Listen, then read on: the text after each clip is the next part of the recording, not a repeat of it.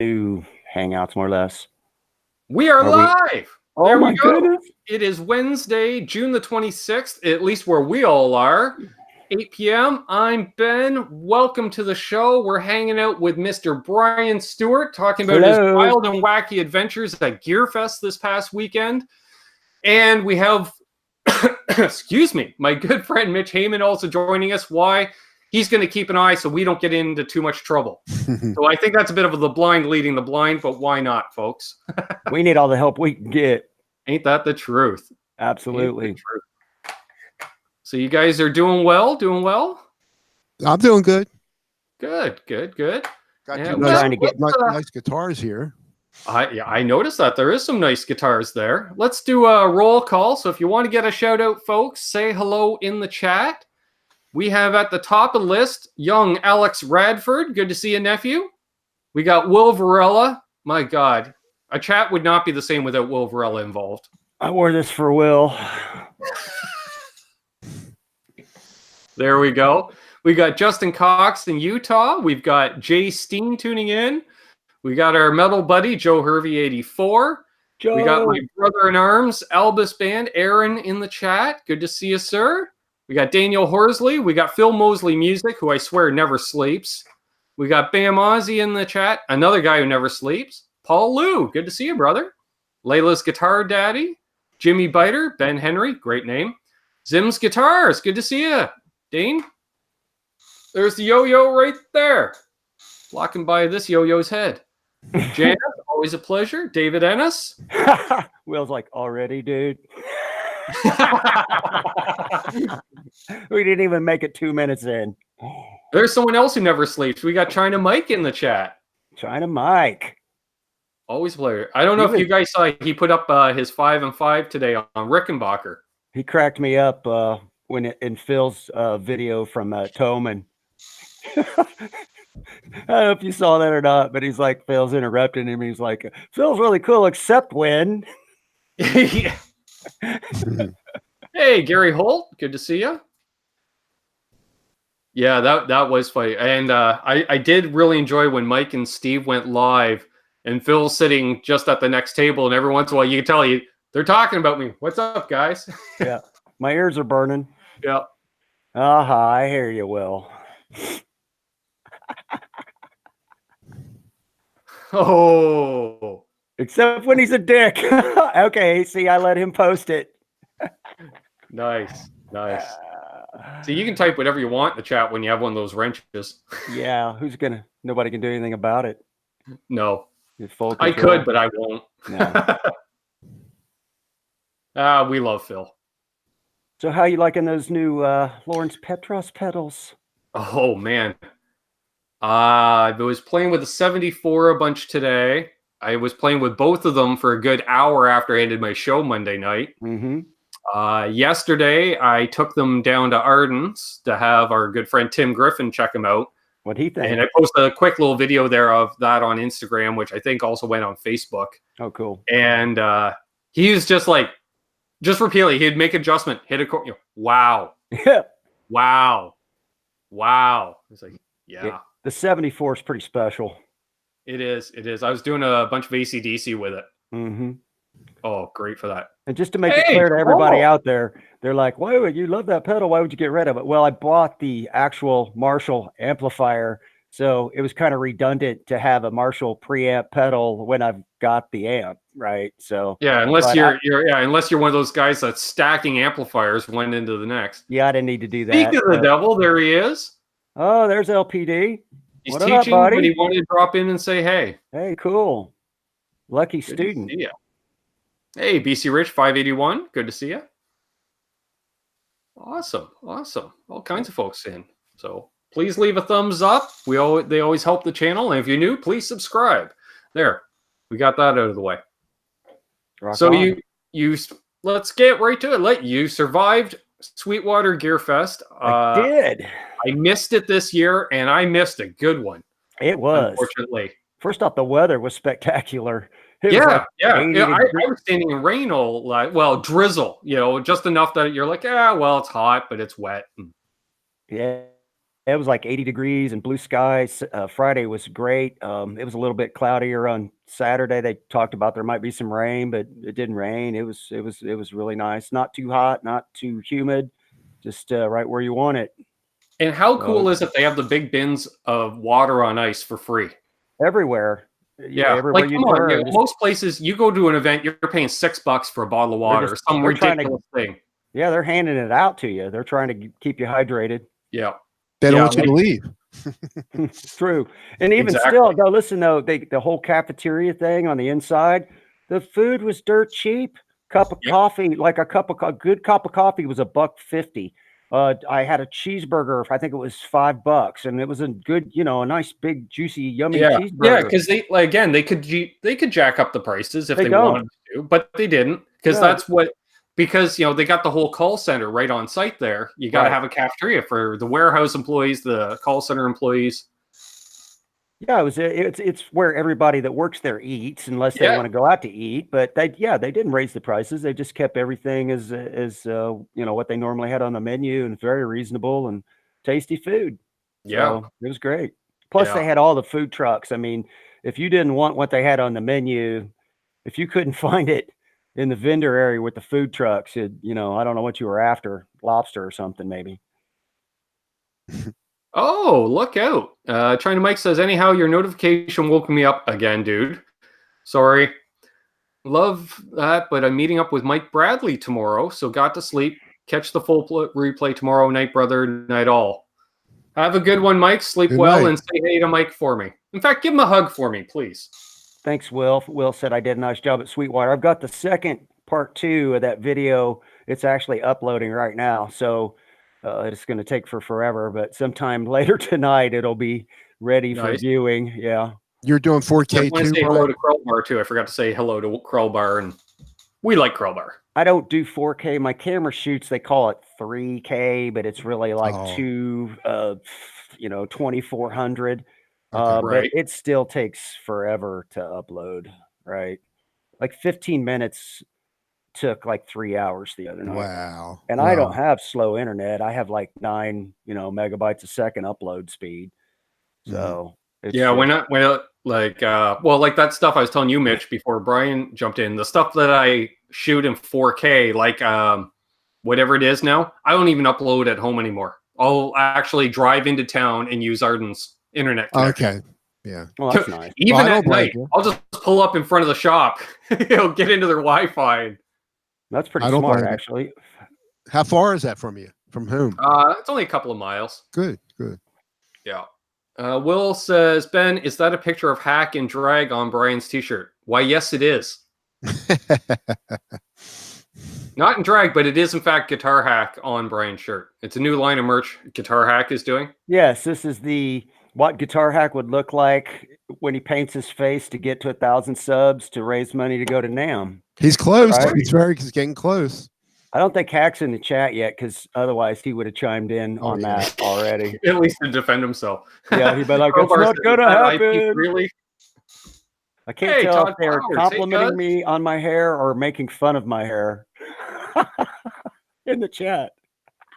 Nice. Brian is slick, Rick. Love it. I'm just glad I have hair at my advanced age. Yeah, me too. I got to get it cut every 2 weeks. It grows so fast. Me too. In theory, I should, but I don't. Oh, you're a rocker. You don't need it. You're a rocker. You got nice hair. I got a haircut in January. Hey, Mike Rohde, good to see you. Dale Palmer, yeah, lots of folks. Yeah, like I say, you had the weather this year, and it was crazy. I knew a lot more people going this year, I'd say. And that was both like, let's say, general public, like someone like yourself, Brian, which would have been me last year, even though I was a YouTuber in name only, because I think I had 250 subs or something. So it's not like I'm going there to network. Well, that's all I am at now. Exactly. General public, right? Yeah, and which everybody should check out both Mitch and Brian's channels. So if you haven't already, But, like RJ was there for a day. Sean Tubbs was there. Baker, I ran into Baker last year. And I'll tell you, I knew Robert Baker was a good guy because I'd only just started following him right before Gearfest. The fact that it was drizzling rain outside and we stood there for over half an hour talking. Right. You know, and it wasn't, hey, how are you? Gotta go. He's way older than, he's not even 30 years old yet, I don't believe. And he's just unbelievable. And he likes classic rock. And Somebody raised him right.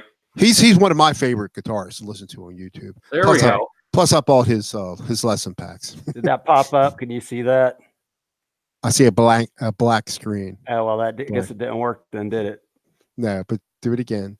He was there for a sec. It was there for a sec? Yeah. Yeah, because all of a sudden it showed in the small window on my screen. All of a sudden I saw Baker Moore, and I'm like, all right, I thought I was the one that may have a surprise guest. Well, let me see if I can. All right, let's see if I can pronounce this name here. New name in the chat. Cody Leadon or Codalin Rice. Good last name. That's actually my mom's family name, Rice. So welcome. Thanks for joining us. You got it, Brian. Ron Limber. Mm-hmm. There we go. Yeah, so I ran into Baker. So I was looking at the rev amps, right? And he's big into the rev amps. I turn around and I'm like, hey, Robert Baker.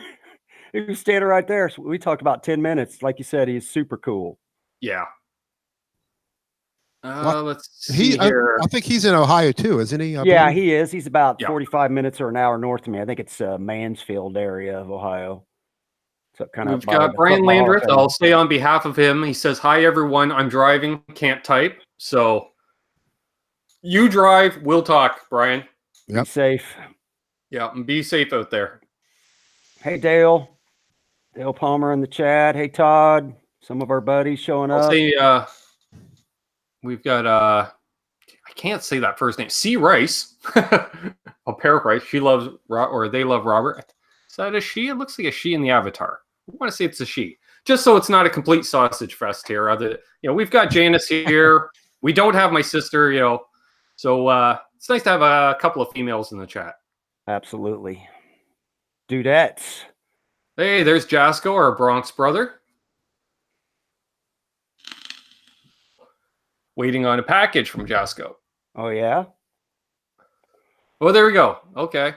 This is a slick chat. Yes, I'm a she. Sweet. We like she's. We do. And there's the moderator to the stars, Terry. Oh, what's up, Terry? We got quite a nice crowd in here for I'll say semi-planned show, because we mentioned it we formed the idea of Radio Mitch's chat the other night. Yeah, we just hijacked Mitch's chat. Yeah. I didn't think anybody was because I remember that. It's like Brian and I are talking back and forth, and Brian's like, hey, Mitch, you want to get involved? Since we're doing this in your chat, and you're like, I'm down. I'm like, awesome. Wow. That's right. Crowbar's like, everybody suck your gut in. Okay. I was wondering why you were here tonight. I thought Aaron would have had practice, but he said just relaxing. His bassist is in Seattle tonight. Okay. He usually has band practice on Wednesdays, so. Except he'll be missing band practice in 3 weeks. Mm-hmm. Because by this time in 3 weeks, we should already be in Nashville. From what I hear, I'm going to have a pass to get in, but I don't have it in my hot little hand just yet. Oh, okay. Let's see here. I'll say Ms. Rice says, I saw you in Phil McKnight's chat, Ben, and followed you here. Thank you very much. That's how I found you, Ben. Yep. Actually, quite a few. And it's not just from, Philip did give me a couple really nice shout outs in the last few months, but it was, I remember, you guys know, he has upwards of 1,000 people watching. Yeah. And if I see Mitch ask the same question 3 times, it's not because Phil's ignoring you. It's because Phil's got 500 questions to answer. I'll say, oh, yeah, Mitch, it's this, blah, blah, blah. And then you start those conversations, and then, you guys know how it is. You see each other in 3 or 4 chats. It's like, screw it, I'm subbing this guy, Not only that, it might be a question that it's been asked. He's answered it 100 times before. You already know what he's going to say. He's not going to answer it again because he's already answered it. So exactly. He has so many in it. He has so many chats in there. Even if you put in that slow mode, I guess you're going to still miss stuff. Right. Plus, he'll try. He tries to pick. You should switch it to slow mode. What's that? For him? Because that means we can only type like one message a minute or something, I think. So it's too slow. Yeah. Right. But I do know he'll also look for questions that he thinks will appeal to the majority of the viewership too. Right. Yep. And hey, that's what Charlie the S in the Supercat's for. house. One. Good to see you. One. New subscriber. Good to see you. Nice. Let's see here. Phil Mosley says, I subbed to Ben because I saw him being awesome in chat, not regretted since. Where is Quentin? He must. He's asleep. Come on, it's 8 p.m. He's asleep. Probably taking a nap. I just got a new subscriber. Awesome. Awesome. I'm Now I afraid have to three. pull Now up I have my- 3. No, just 3. should be over 250 now. We got 40 Nice. people watching. Checking to see my. Ooh, it's a whole 8% in an hour. My Yeah, I'm upload. kind of the same way, Crowbar. Once Phil's chat really gets going, I just kind of hang back. Unless somebody asks a question or tags me or something like that. Like I'll talk a bit so that way you're able to tag me in the chat, and then I usually just hang back and I'm watching him. I'm listening to his content.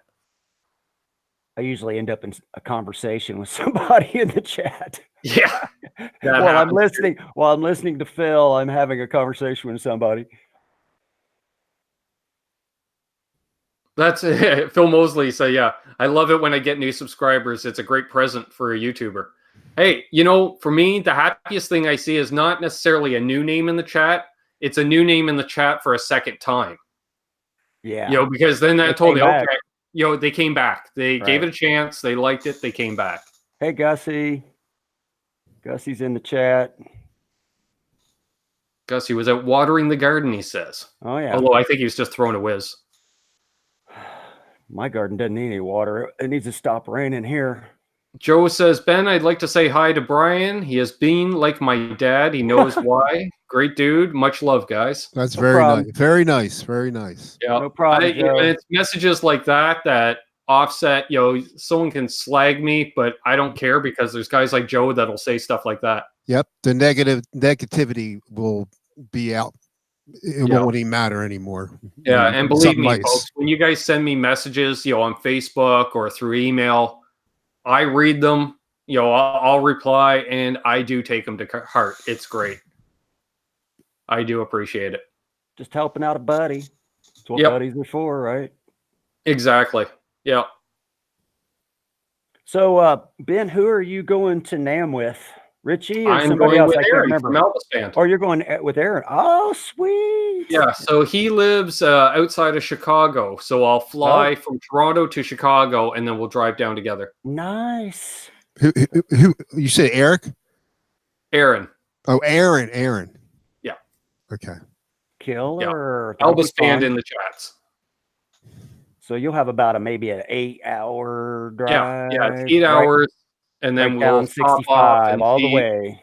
We'll do a pants check on Quentin, which is 4 hours in, which is perfect. Get out, stretch the legs, confirm Quentin's not wearing pants, hop back in the truck, boogie on down, because I think, we're supposed to get together for dinner and drinks with one company. So Is that Thursday night?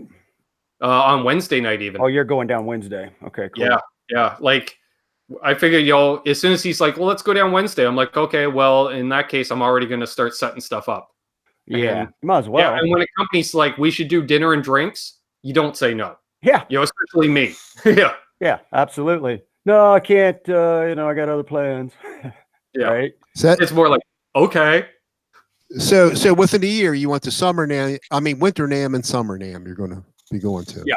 That's awesome. Yeah, those are basically, and then I did the Cosmo Music Fest. Yeah. I think Todd. that's pretty much it for this year. Although, like, I'd like to do something September, October. We'll see how it goes. I can only do so much with what my means allow. Plus, we may be moving this fall. So if that's the case, I'm going to be doing, obviously, the majority of the move for the house. So. Now, Sweetwater, I mean, Brian, they had some, you got some nice pictures of some really, really top stars there. Yeah, they had a lot of. You want to see some pictures? Let's see if I can make this thing work again. There was a lot of cool people there. I already showed you, Hmm. Mr. Robert Baker. Let's see if I can figure out how to work this thing again. Yeah, while you're doing that, Brian was asking who the third man in is. That's Mitch Haman, Brian Landreth. I'm a nobody. Can you see that one? Yep. That's Mr. Dave Friedman in person. See if I can scroll through some of these. Every time I meet Dave, I got to introduce myself. And I get it because he meets so many people. Oh, but yeah, he can never remember you, right? Ben Coombs, Canucks with Guitars. I moderate for you on your show. You know, he's like, oh, yeah, okay. Meanwhile, Sammy Bowler walks up. Hey, Ben, I haven't seen you since NAMM. I'm like, well, that would be because we live 5 hours apart in 2 different countries. Right. You know? All right. Anyway, did you ever see Sammy, Brian? I don't think I did. No. Me. Okay. We didn't run across each other. And who was this? This is Josh Scott, Mr. Yeah. JHS Pedals. Okay. And yes, he is bending over in the photo. Oh my God, he's so tall. I had no idea he's like 6'6". Yeah. He's enormously tall. I'm like 6 foot tall and he's towering over me. He's a super nice guy too. Yeah, like you say, like, I ran into him at lineup for food at NAMM out by the food truck because they have food trucks similar like Sweetwater does. Yeah. And you know, it's literally I'm standing there, he's ahead of me in line. He orders his food, I order mine, and I'm standing there and he's like, so what'd you order? And then boom, you know, we started talking, and then we got into pedals. And then literally I remember it's one of those things where you talk and do an action at the same times. So I'm like, hey, you know those weird stories, funny stories from NAMM, like that time some Canadian stole fries off your plate? Just snatched one of his fries. I did. Sweet. And he just laughed. He's like, sure. You know, because he realized that's going to be a story for me. Right. You know, and I will remember that for life. Yeah. He did a seminar. It was like right off the bat Friday morning, and it was the history of pedals, right?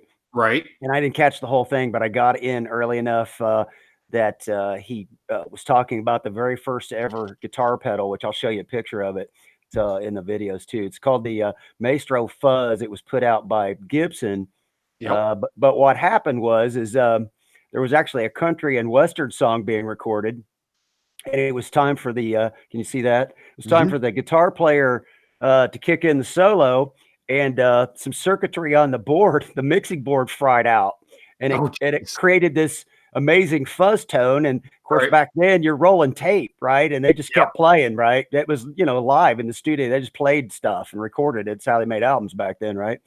And so they just kept playing. Well, then after they were done, they all liked it. The record label was a little bit unsure, but they put it out. Well, the thing like went to the top of the charts right off the bat because everybody was like, what's that crazy tone?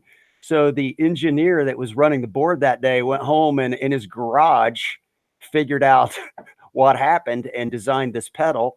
And he had a buddy that worked at Gibson, and this was when Gibson was at Kalamazoo, Michigan, and they took it up there and Gibson bought it, and the rest is history. But he's so funny, his little story that he was telling about the pedal and everything. He's just a really funny person to listen to. Yeah, he's very entertaining. Let's see here. Ms. Rice was asking, where do I live and where am I moving? I live about 100 miles east of Toronto, and I'll be moving about another 45 minutes east down towards Absolute Mayhem's area. And we got a bunch of people joining in, and I do agree. Krellbar says Dave Friedman kind of resembles David Gilmour in the face. I can see that. A little bit. Yes, he does. Howdy to Brad Miller, our good friend down in Florida. Good to see you. We got Soda Pop in the house. Good to see Brian. you, sir. Brian Cote's in. Claiming to be Alex Lifeson. There's Brian Cote. Hey, Brian. The Blues Brothers is a great film. I agree. I do agree too. That was a life-changing movie for me. My hometown. I want to do that. You know, I still want to play in a band with a horn section. My hometown is mentioned in the Blues Brothers when they go to Bob's Country Bunker. Right. It's in Kokomo, Indiana, which is where I grew up. Yeah. Of course, there's not really a Bob's Country Bunker there, but it's mythological. But still, it's pretty cool. Hey, Mark Taylor. Hey, Brad. Yeah, well, I'm moving. We're going to be moving down closer to my sister. So not too far. Time to Ozarks, see the Missouri. penguin. Nice. Have you heard of Azor pedals? Yes, I have, Joe, because you've been asking about them. That's the only how I know about them. Unfortunately, that's not the information he's looking for. I have to say, I got rid of every single pedal I had, which was none. And I got now you have every pedal. I got the Helix floor. It's supposed to have everything in there. It's got every pedal known to man. Pretty much. I just don't know. I didn't know how to use it before. I mean, use pedals before. So how am I supposed to know how to use it in this thing? No, I kind of got to figure it out. Todd Flowers asked, did you get a photo with Greg Koch? I didn't. I didn't get to meet him, but I did get some great footage of him playing during the fan appreciation or the customer appreciation concert on Friday night. That guy can freaking flat out play, dude. He's ripping it on the telly. That's at the end of the video I'm uploading right now if you want to check that out.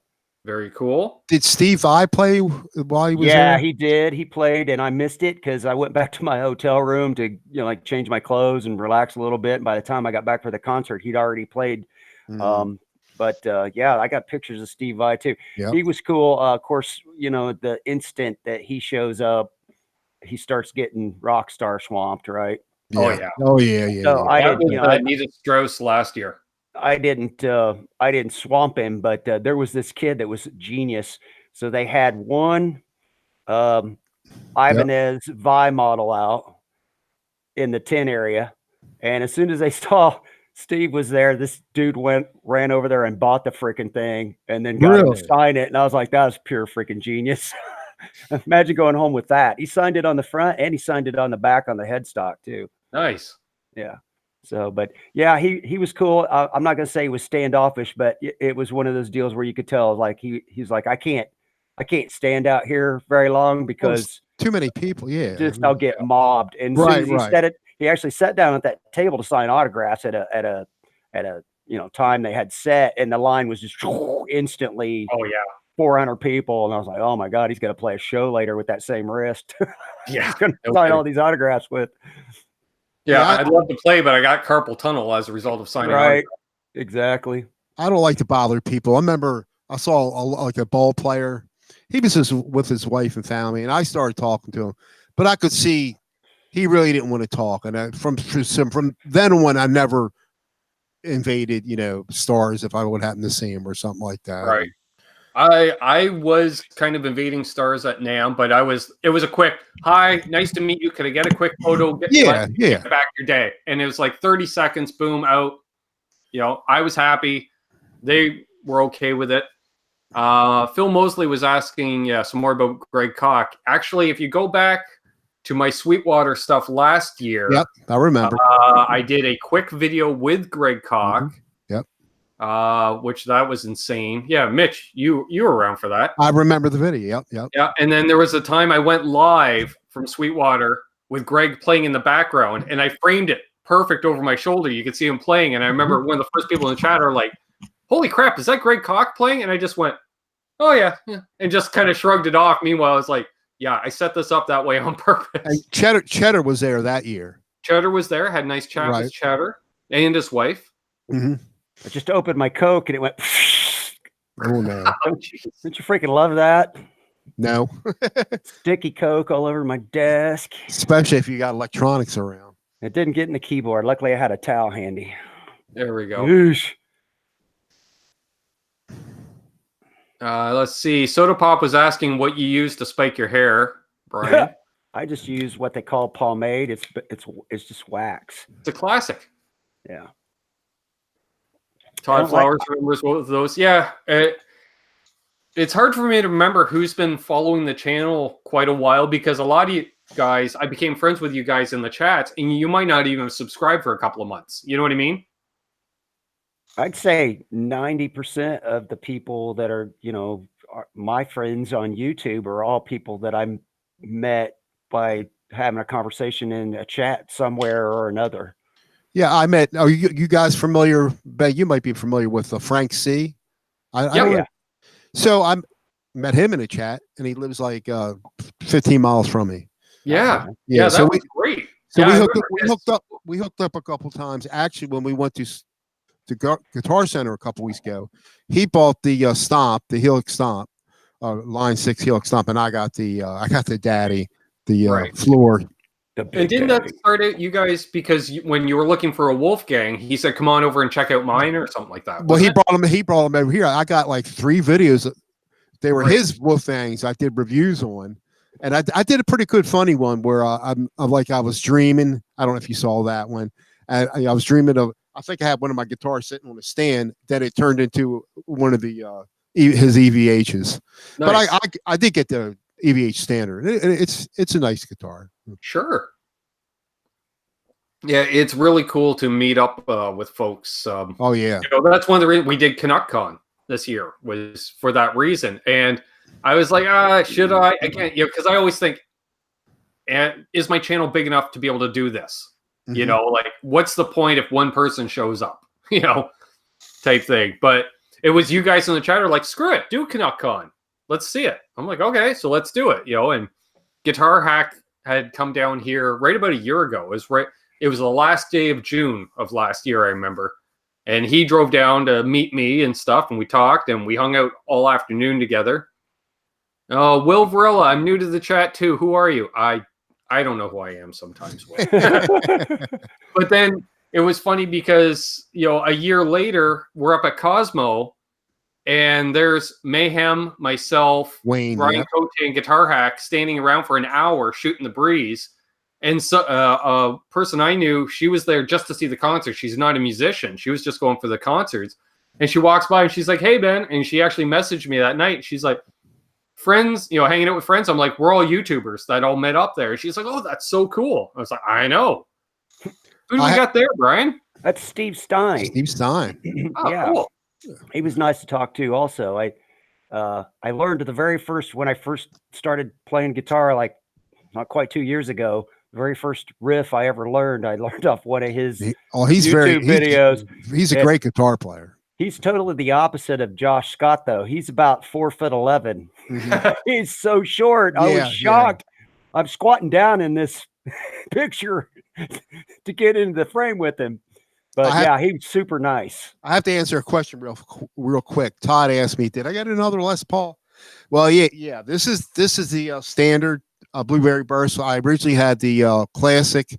I wasn't happy with it, so I took it back. They came back a week later, and I got the standard. I wanted that color, and I got it. I love it. Nice.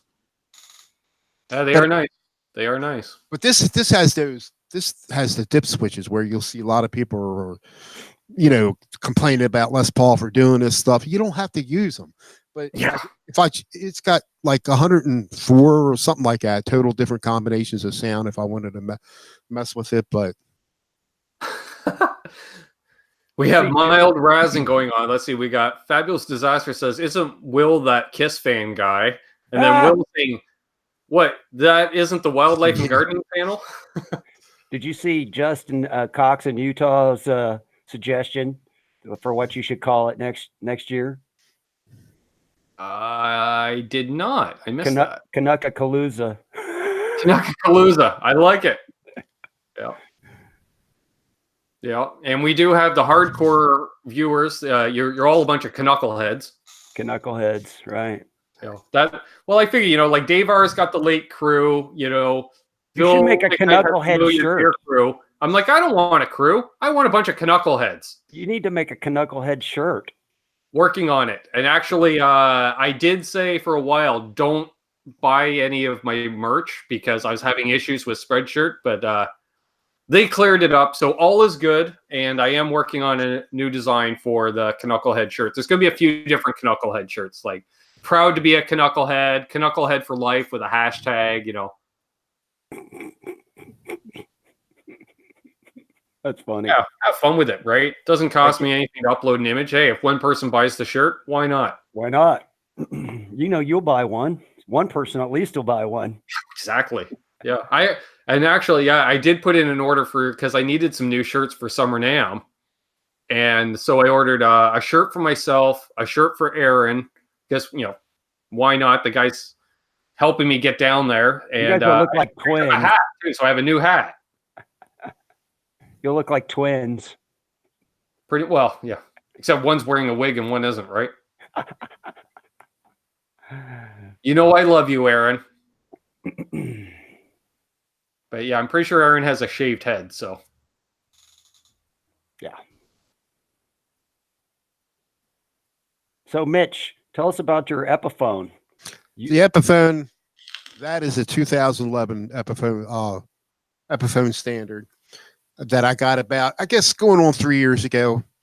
I went to Guitar Center then looking for a Gibson. And the ones I tried, a little lower ones, like the Gibson, what do you call it? The T and the Classic T, yeah. Yeah, well, yeah, the cheap, little cheaper one. Right. Yeah. And faded T or whatever. And they were set up so bad. Mhm. Yeah, even I looked at some new Epiphones, and you can't get a feel when they're not set up properly or cruddy strings. Right. So I just go into the used spot, saw that, and it played perfect, just the way it was, perfect. And thanks, Terry. So I got that, and then I just recently, while that was in my local shop, getting upgraded with pearly gates, all pearly gates. Switchcraft, 3-way switch, and jack, and CTS pots. Nice. So I love the pearly gates. That's what Ben's going to put in one of the giveaway guitars. Right. Yeah. It sounds good, but I mean, it definitely sounds better. But I still like it. It's, to me, it's just I hear a difference between them. Oh, sure. I mean, oh yeah. I think I could tell if I was blindfolded, which I might be wrong, but I think I could tell which one was the Les Paul and which one wasn't. But I might be wrong. I should. Somebody just mentioned to me I should do that. So maybe I'll get my blind test. Blind get my test. Except the thing, I can't. Pepsi. Somebody else would have to play it because their necks are not the same. Oh well, yeah. See, the necks are a lot thinner. Right away. On the Gibson, it's a lot thinner than the. Okay. Yeah. See. Yeah. So yeah, basically, you got to sit somebody down who has not touched either one. You keep them 10 feet away. No, but let them play, and I would be blindfolded. Right, but that's what I'm saying. As long as they never picked them up, so they don't know which neck is which. Mm-hmm. And yeah, true test. Crowbar is the Diamond Monarch. Is that the Firebird shaped diamond guitar? I look at some of those diamond guitars. They had some sweet guitars for the money. Have you looked at those before, Ben? The diamonds? Yeah. Yeah, I was looking at some of them a couple of years ago. I think it was. Todd says he can feel the Pauly too. Yep. Yeah, definitely. Your thumb will slide across nitro different than Pauly. Mm-hmm. Yeah. Well, you probably have the slim taper 60s neck on your Les Paul, and the Epiphone's probably chunkier, I would guess. It is chunkier. I mean, they're both standards, but it's funny enough, chunkier. My Epiphone has the thinnest neck I've ever played on a single cut made by that company. Really? Epiphone. Because it's a real D. It has that real wide flat spot across the back of the neck. It's like it started as a 50s neck, and they just kept sanding that one spot over and over and over. Which I don't mind, because I used to own a classical guitar that had that style neck with a very wide flat spot. Hey, Braxel? Where'd that come from? Sweet.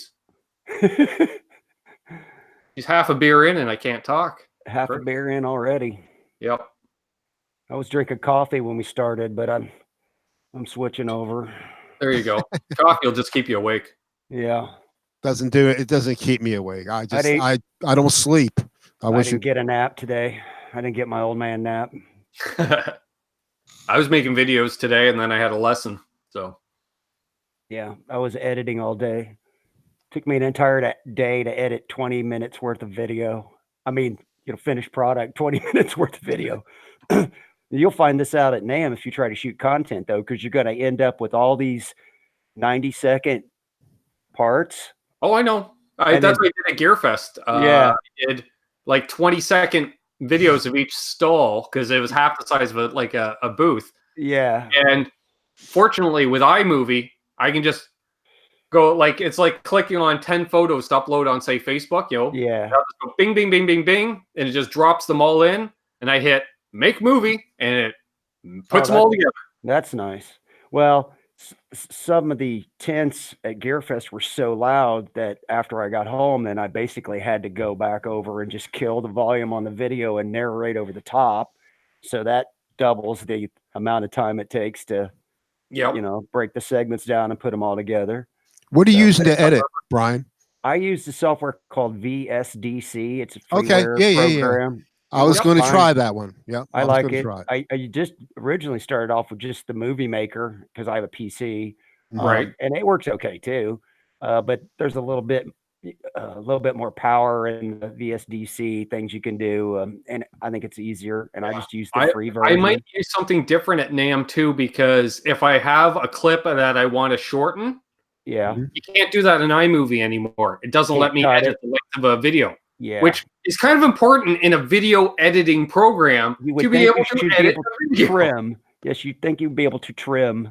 You could do it on you can do it in YouTube on the YouTube tools. You can trim it. Yeah, but if you're on a Windows, I was using Shotcut. It was a freeware, but I went big time now with DaVinci Resolve, and it's a learning curve. But to do the fancy stuff, it's really. Look, somebody's got new guitar day. Jeff Harper says, talking about Epis. Tomorrow I have an Epiphone Sheridan Pro coming. Nice. Guys want to see some of my favorite guitars from Gearfest? Yep. Some of these just popped up. I wasn't looking for these guitars. They're just guitars that I ran across that stopped me down in my tracks. Good question, Aaron. He's like, mine does. WTF is happening to yours? I don't know. I updated it last week. Hey, we got JJ's House of Jams in the house. Look at this Gretsch. Hey, JJ. I see a white Falcon. Yeah, that's nice looking. It was in the Magnetone booth, and I was like, I'm going to be touching base with Magnetone at NAMM. That I'll say. I'll be touching base with them. Oh, really? Yep. Yeah, that thing was pretty freaking spectacular. Can you see that? Mm-hmm. That was marked down to $12,000 PRS on sale for $12,000. Now, could you get a good deal on anything or just the high end? Oh no, stuff? they had everything marked down. They had some incredible stuff. Yeah, like what was that one you showed, the Schecter with the carbon fiber binding? Half price? Yeah. Oh, that thing was half price. Yeah. I don't have a picture of that one. Last year, I think all Gibsons were 30% off. Oh, listen, let me tell you. So here was my favorite guitar, my favorite Gibson. This was a 59 reissue VOS, and they had it for, I think it was $6,800 to start the day, and that was the regular price, and they had it marked down quite a bit, like $800. And by the end of the day on Saturday, the guy was trying to sell it to me for $5,000. Wow! So they wanted to move this. Well, and that's the thing. And I don't think a lot of people realized was even if something was marked down, you could get even more than that off. Yeah, all you had to do was ask. Yeah, like let's see. Oh, hey, Aaron Songs, welcome back, I should say. I was actually talking to. It's either Dean or Schecter. No, Schecter last year in the booth. And it was the president. And that's the difference, between NAMM and Sweetwater is you have all the bigwigs there, but it's the bigwigs that are giving you the hard sell. You know, so I had the president of Schecter trying to sell me their Les Paul, basically. Mm-hmm. And we got down to, we were within $30 of each other on price. But the price I wanted it for was actually $5 below Sweetwater's cost. Oh, right. Yeah, but they were willing to sell it to me for basically $25 over their cost. Yeah. Because that's another unit at the door, right? Like $25 in your pocket is better than nothing, right? Exactly. Brian, you didn't see any Blueberry Burst Les Pauls there, did you? Hey, I did not actually. No, I didn't. But I will tell you this: when I got in the Gibson tent, I looked at the new non-year 2019s, mm-hmm. and then I tried to look mostly at the custom shop stuff. And that tent had the worst lighting of really? I had a lot of trouble just shooting any kind of video in there. At one point, I just gave up on my video camera. I had to go to my phone. To be the conspiracy theorist, I wonder why. Could be. I don't know. And it just, it was just, there was a lot of people in there. It only had one small entrance into the tent. So there wasn't a lot of light from outside getting in. Right. And it was just really dark in there. So I knew they didn't have it on their site because I looked. That's the first place I looked for. Oh, really? They didn't? Yeah. They sold what they had. 7/8 in the chat. Good to see you, Jay. This might be the coolest guitar out of all of them that I saw. It was in the Fender Did you play it? booth. Yeah, I did actually. After I shot video, I went back over and later in the afternoon and played it. And it was super lightweight and the neck was great. Obviously, this is the Malcolm Young signature model that they just came with, the Gretsch signature model. And they are not cheap, but no, it's on sale. That was on sale for $2,400. Wow, that thing's really overpriced. Then you play it and you're like, oh shit, okay, I get it. Yeah, it was full on custom shop. You could tell when you picked it up. It felt custom shop. It felt great. But still at $2,400, dude. That was the sale price, $2,400. I forget how much off it was, but $600 off. I think they were over about $3,000. $3,000. Yeah. And then just to the left, look at that Gretsch, that blue one there to the left. That's nice. The Gretsch guitars that they had at the show were just overwhelmingly cool. They had some really, really beautiful guitars there. Okay, Brian Cote, sell everything, Brian, and buy an R9 and a Friedman Vintage S. Well, the guitar, the reason that I drove over there to go to Gearfest really more than anything was to try this, because I can't try these at home. Right? There's no place in Columbus, Ohio that has Friedman guitars. And if they'd have had one with a maple fretboard, I probably would have bought it while I was there. The two Callies they both had rosewood. They had quite a few of the T styles and only one vintage S.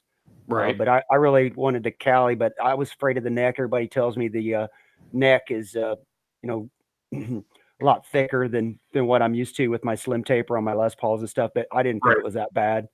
So yeah, I had fun checking that thing out. I say hi to Jay Hannon's in here. Yeah, a fantastic guitarist. Aaron Songs, he's another real good guitarist. Yep. Brad Miller asked, did you see the Gretsch that RJ bought? I did. RJ bought an Eddie Cochran signature Gretsch, which is more or less like your Country Gentleman, except it has a P90 in the neck. Brian Cote says I should sell everything and get the R9 and the Vintage S, but I don't really want the Vintage S. I'd have to get the Callie. If I sold everything, I got to have a Floyd Rose on something. But listen, I am very, very tempted to get a VOS Les Paul, but just not right now. My Les Pauls are fine. There's nothing wrong with them. Jasco just ordered a Friedman Runt 20 combo. Nice. Brian Landreth's Gretsch will arrive tomorrow. Wow, everyone's getting guitars tomorrow. Janice asked what the red and white guitar back there is. That's a Dan Electro 59M NOS Plus. That's the one that Phil McKnight gave to me out of the blue. Very nice. Yeah. Todd Flowers he says that is my next Gretsch, and Eddie Cochran wanted one for 3 years now. Yeah, no kidding. Although I was kind of surprised. I hope the one that RJ bought was not. Well, yeah, I know because it was in the box. It wasn't the one he played, and thank God, because the one he played, every time he'd use the Bigsby, you could hear it just binding, clink, clink, and then it was out of tune. And then he wrote on the video, "Sorry, it's out of tune." I'm like, you have to play those things before you buy them, because those Bigsbys are hit and miss on the import Gretches. I'm sorry. I think they're kind of almost just for looks nowadays, aren't they? Jasco might have the line of the night. Ha, Ben, my girl just heard you call that out. We're arguing now. Uh-oh. Well, if you don't want to... Domestic dispute, it's all your fault.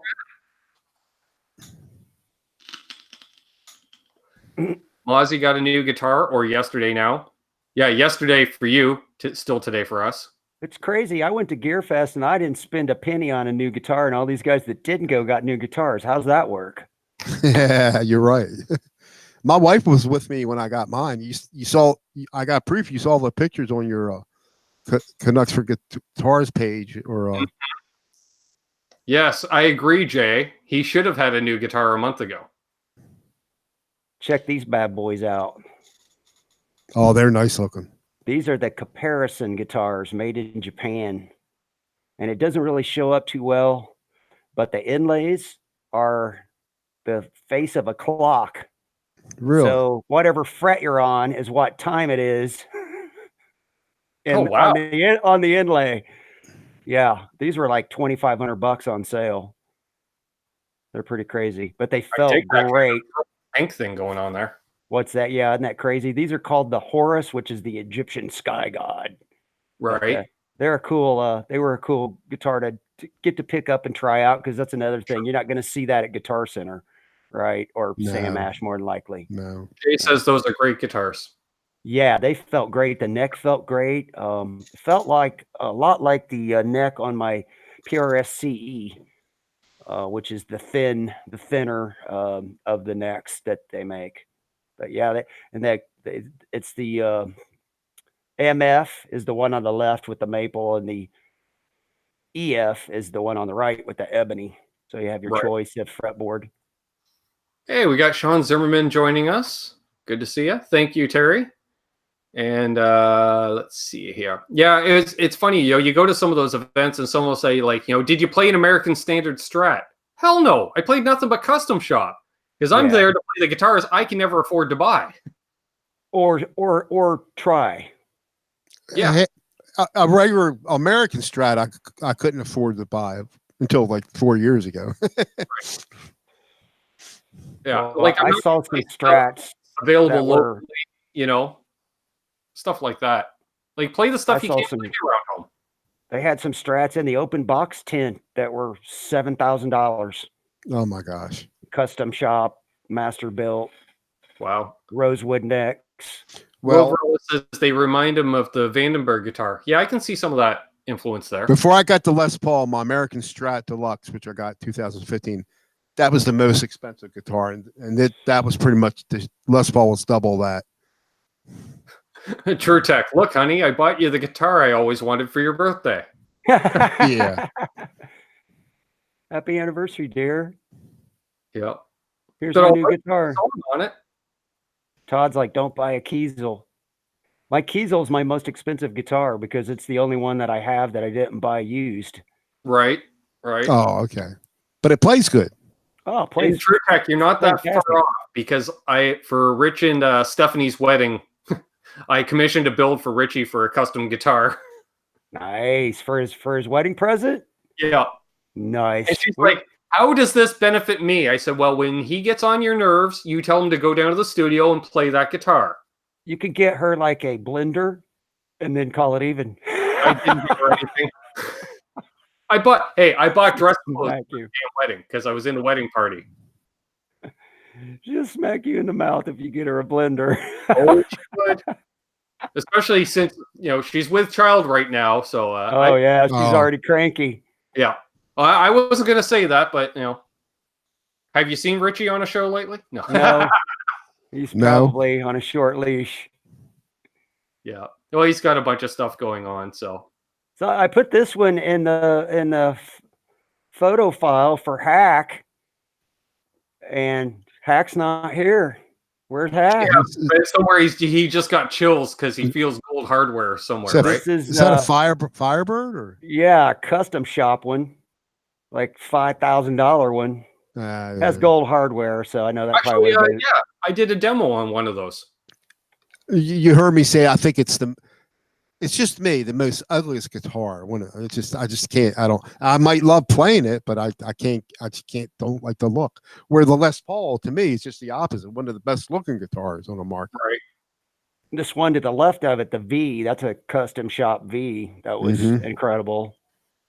Yeah, that is nice. And like $4,100 on it.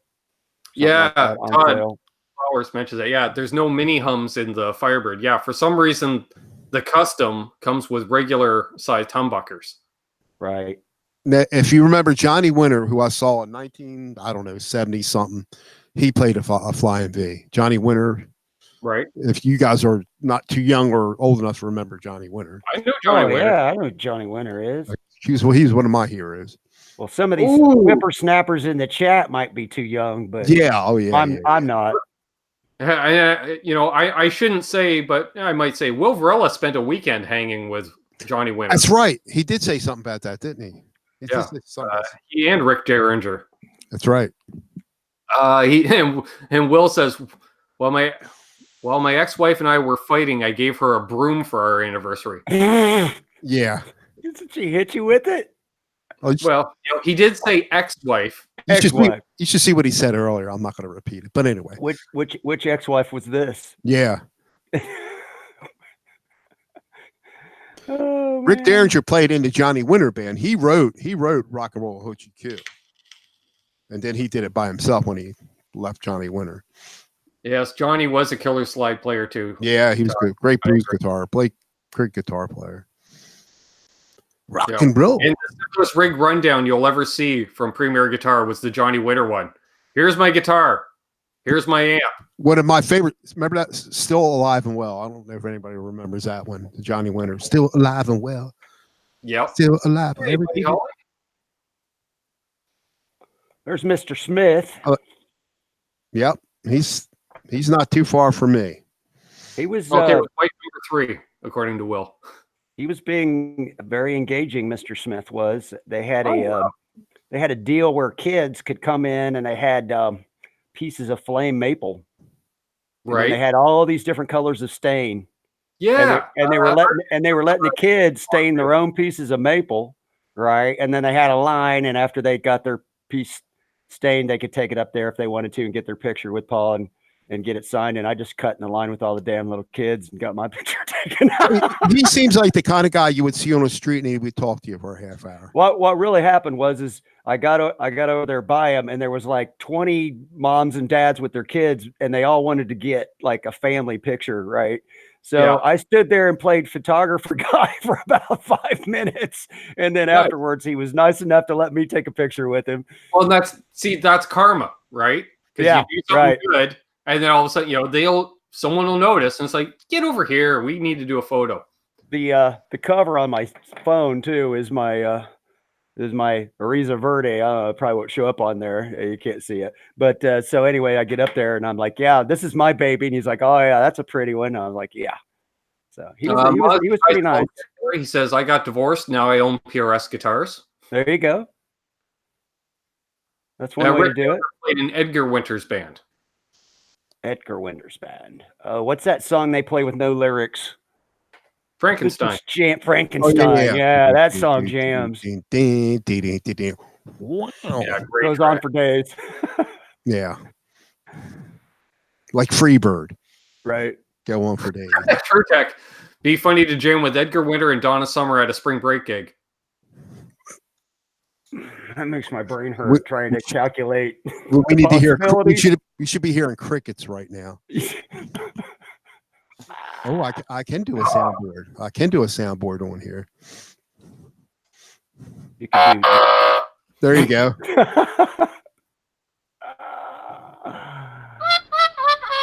There you go. There we go.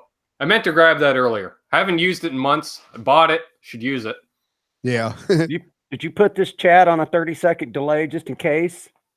Because I do have the bourbon out now.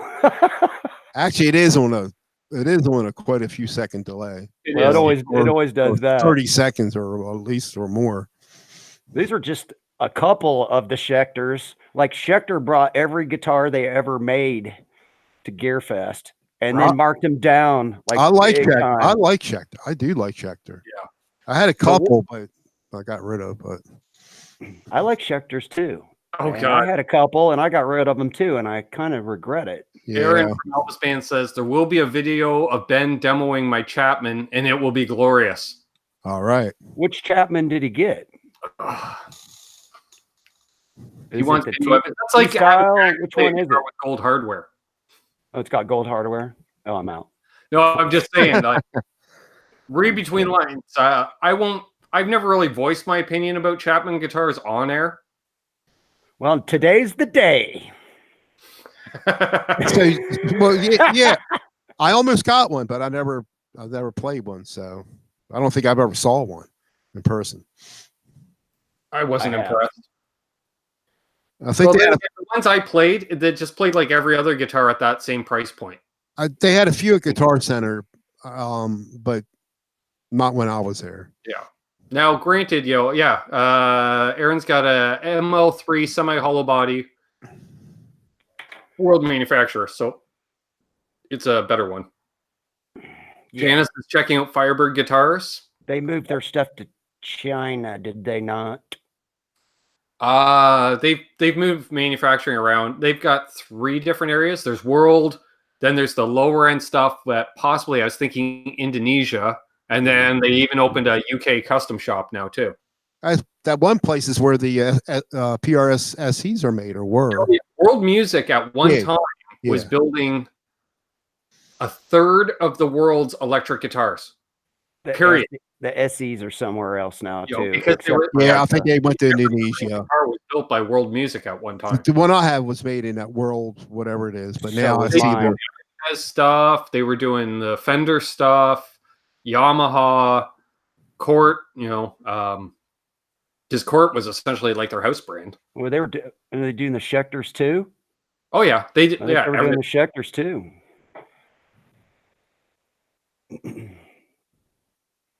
They got too good at it. They wanted to raise their prices, and everybody moved to China.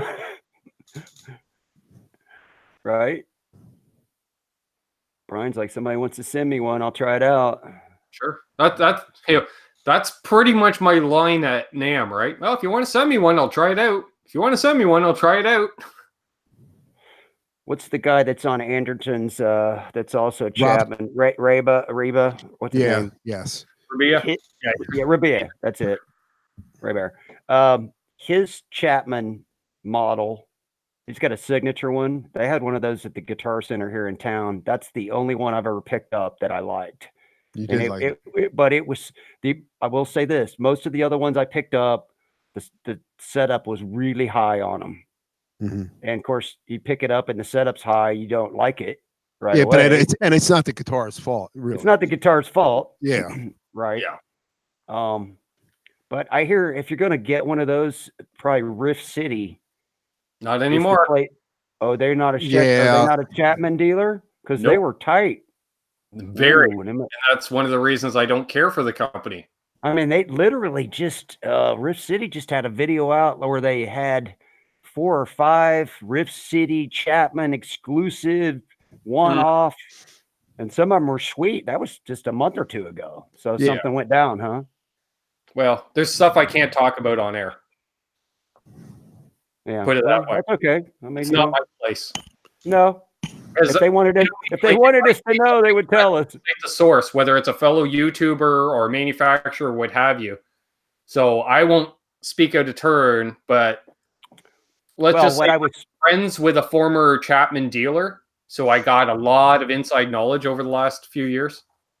Well, anyway, I was complimenting Riff City because from what I had heard, if you bought one from them, they've opened the box, took it out, set it up so that it's ready to rock before they ship it to you, which when you go get one at Guitar Center, it got off, the shipping container and got put on a truck and brought and hung up on the wall. And that's that. And 1,000 people played it. Yeah, 1,000 people played it.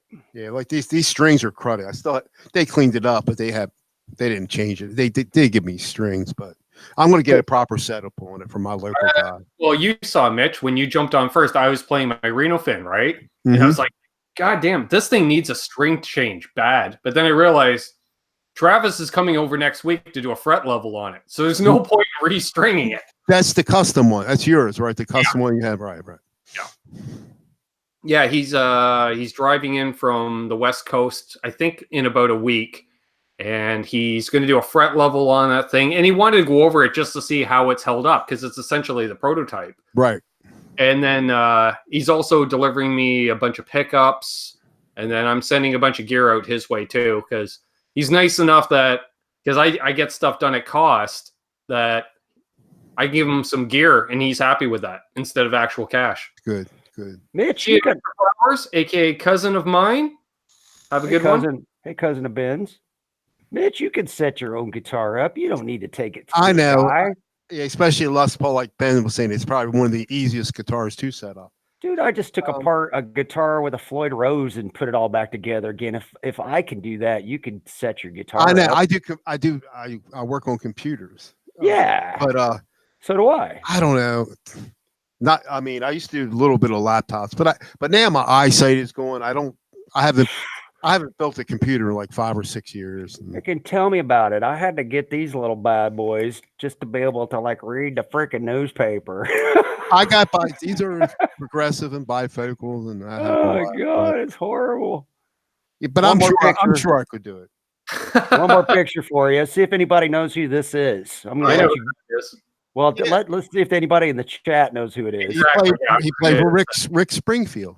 He played with everybody. With everybody. This guy's on every popular song just about you've ever heard. Yeah. Yeah, if it wasn't Lukather, it was him. Yes. I follow him. I forget his name though, but I follow him. Let's see. And Crowbar has the line. Oh, Jack Daniels was close. Okay, there you go. Brad Miller is the big winner. Yeah. Mr. Tim Pierce. Yeah. And oh my goodness, so nice. And the kind of person that I'm a big talker. I mean, I thought he was going to talk my ear off. Yeah, he's great. Oh, he's a fantastic. Crowbar might have the line of the night. He says, "Why did I just write a response to myself? LOL, I need a beer. I'm too sober to type."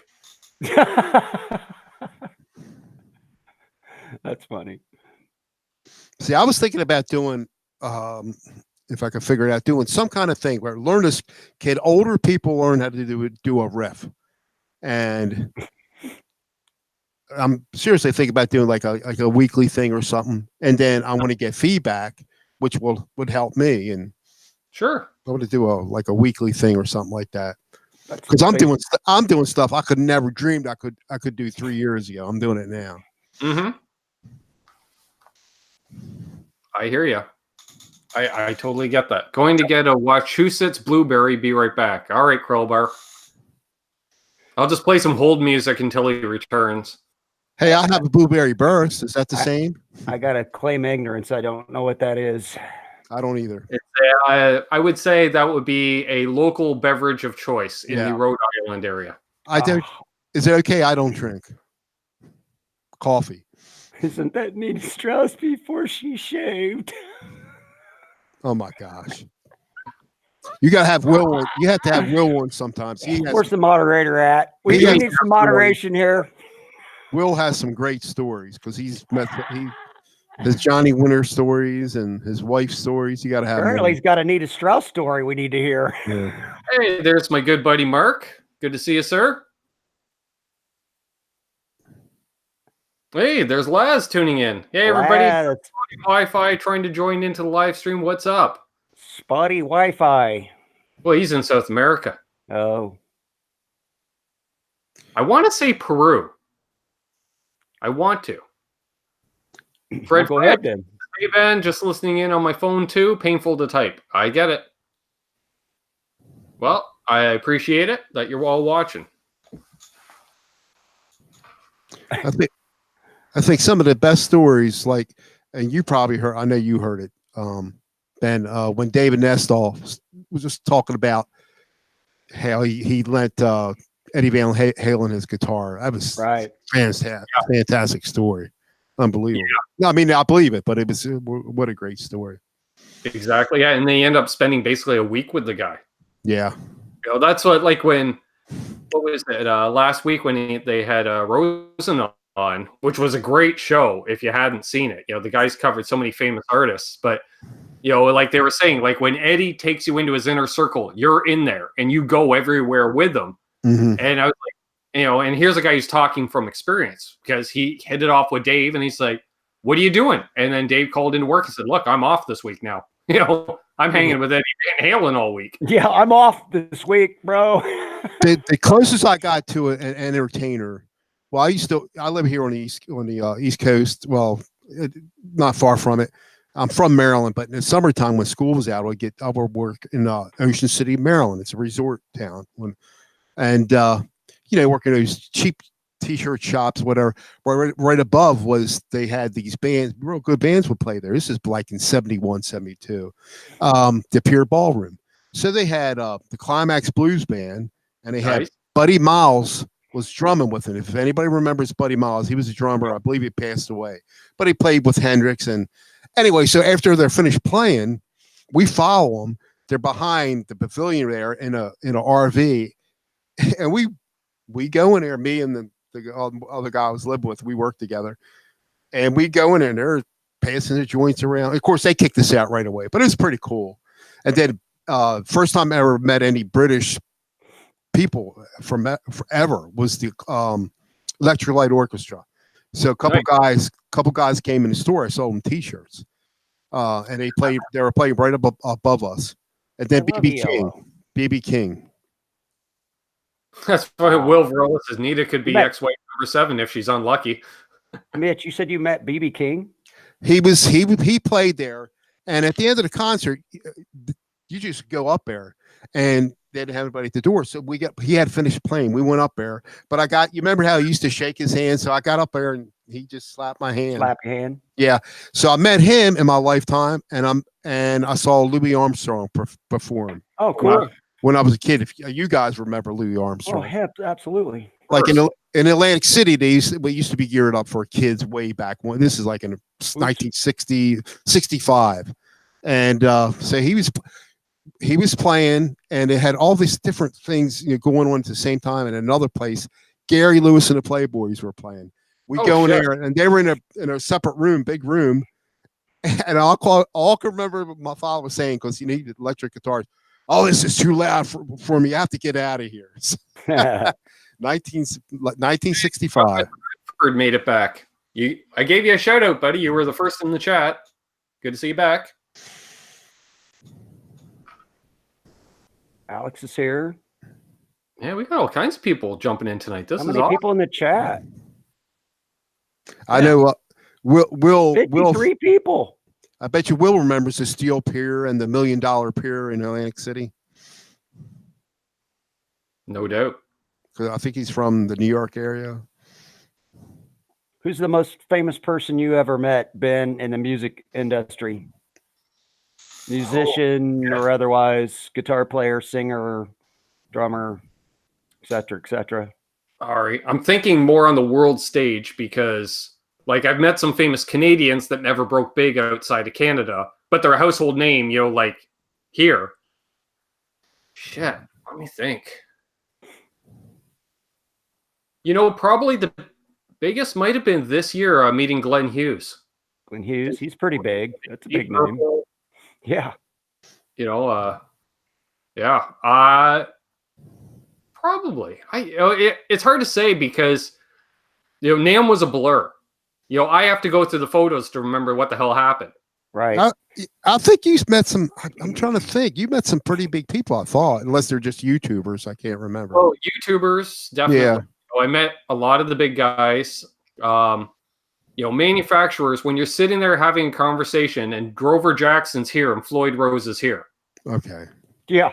Like we're talking, those guys are titans of the industry. Right. And they're talking shop. And when they talk shop, it's serious shop. Yeah, exactly. Yeah, Janice says she met Larry Mitchell this year. I was nice enough to have Larry Mitchell come on the channel. Soda Pop, Orange Dwarfs. Yeah, I hung out with them. I opened for them one night, hanging out with the drummer from the band with his solo project. We've kept in touch. Actually, the same show I was at where the drummer from the Killer Dwarfs, he fronted his solo band. The drummer from Harem Scarum, who is also Red Dragon Cartel's singer now, he was in the crowd, and we're standing there. And of course, we're like twice the age of everybody else in the crowd. And I looked at him. I'm like, I know you, don't I? And he's like, yeah. I said, you used to play down in the Trenton area? He goes, oh, shit. Yeah, like 25 years ago. And I was like, which band? He said, Harem Scarum. I'm like, oh, okay. Mm-hmm. They're from Zach Thong's hometown. Zach in here tonight? I don't think I've seen Zach tonight. I don't know. I think I saw Zach right at the beginning of the show. Was he in earlier? I think he did pop in, yeah. He might have left. I saw Shane from In the Blues went live, so I know we have a lot of mutual. Are we crashing up against other people, are we? Yeah. Oh, well. Hey, I scheduled the event a few days ago. I didn't see Shane schedule an event, so. So then he's crashing up against us. That's right. Catch right. him play. Right. We love Shane. That's how Mitch and I actually chatted for the first time. We were both on Shane's channel. Oh yeah, yeah. Yeah, Shane, man, he's a great player. Just wigs me out because he's left-handed. I was like, whoa, my screen is backwards. What's going on here? Yeah, I can't learn anything from. Can't learn anything. Right? Unless you flip the video around. Yeah, you got to flip the video. Yep. But he's got some good video. He does very good video quality and very good video editing. He's a good player too. We'll throw a shrimp on the Barbie in his honor. Throw a Barbie, shrimp on the Barbie. I think that's an American. Aaron is expressing his love to Will Varela. Phil Mosley staying in this party. That's because Phil is awesome. That's right. Oh, he's got all that tone hair. He does. Krell Bar is saying he saw Larry Carell like 7 times. Was he the one that got shot like 20 years ago, 25, 30 years ago? Larry Carell. Was he? I think he was the one that got shot, but he recovered from I might be wrong, but I think he was the one that got shot by some nut job. Yeah, I've been kind of fortunate. Larry Carlton. Sorry, I'm wrong. Like Larry Carlton. Right, like meeting people. Like we have a restored theater over in Belleville, next town over. It seats like, I don't know, 600 or 800 people. So you get a lot of the veteran acts coming through. Mm-hmm. And so like I'd show up early, you go into the bar, you have a drink. I was still smoking at the time. So I'll go to the parking lot to have a smoke. And I remember my buddy saying to me, we went to see the band, the Stampeders, which I don't think they ever really made it big outside of Canada. Great Canadian classic rock band, similar to the Guess Who, that kind of vein. And he says to me, wouldn't it be cool if we got to meet the band? Because he is a lifelong diehard fan of them. No sooner do the words come out of his mouth, a minivan pulls up into the parking spot right next to where we're standing. Doors open. There's the band 4 feet in front of us. Right place, now, right we may time. have been driving in something else because I believe the first line out of the bass player's mouth was, you guys smell like Stampeders fans. Is that a cigarette you're smoking, man? The Guess Who, they made it big. They were real big. Mm-hmm. They were very big. Actually, a guy I know, he's Burton Cummings' guitar player now. What's their big hit? It's on the tip of my brain. The Guess Who. They got one really giant mega song. American Woman. American Woman. Yep. Stay away from me. And I saw Bachman Turner. And, Randy BTO. Bachman. I love that. Love BTO. I kept going. Bachman Turner, when they reformed about 5-6 years ago, taking care of business. It was just Bachman and Fred Turner. That was a great show. I think it was in the mid '80s we saw him, and he played in Baltimore, Pier 6. So it was like outside, and they're setting up, and I'm going up and down, just look at their equipment. It's just right there, and he's one of my favorite guitar players. See, Bud's got a question about the count. No. Bud asked, the new Gibsons are $2,500. What price would make everyone forget the video from last week? Tell you what, at Sweetwater, they had them for $2,100. That price will make you forget just about anything when you buy a brand new $500 more than American Fender, and now we're talking. See, the regular standards were going for like $2,500. This is a little bit more, I guess, because of the HP electronics and the paint job. But I got I did get 15% off of that. Well, yours is an 18. 19. Oh, so it's a 19, but it's not a non-year 19. What's that mean? Well, it's at the first of the year 19, not a middle of the year. We're putting out all these new guitars. I don't know. I can tell by the number. I have to look at the Dale number. Palmer says he liked the Who better. No need to guess. I like them both. Which one was that one? Oh. Yeah. What about you, Mitch? Who's the most famous musician or music industry person you've met besides B.B. King? You said you met. Well, I mean, they were performing. He was done. So I saw guys. Saw AC/DC. I thought that was probably my favorite concert. Maybe AC/DC and maybe Johnny Winter, those two. But I saw the Beach Boys in Chicago opened up for the Beach Boys, and that was in the mid '70s. The only time I was ever in a band where I made a couple bucks because they were happy because I could do a Johnny B. Good riff. That's all. Every song I'm playing, the Johnny B. Good, was playing Smoke on the Water. And can you imagine a Johnny B. Good riff being in that song? I'm exaggerating a little bit, but that's all I could probably do back then. But I never met too many. I mean, like stars. I'm trying to think. Like there's ones the ones that came in the store where I sold the t-shirts. A couple guys from Electrolyte Orchestra. And the first time I ever heard anybody with a British accent in person, and that was like 1971, 70 or 71, 72, somewhere around there. I was 16, 17 years old.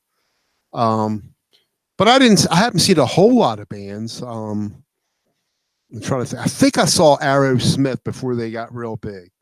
They had at the Baltimore Civic Center, they had like a heavy metal Sunday, and it was like, I think 4 or 5 bands, and I think Steppenwolf was one of them.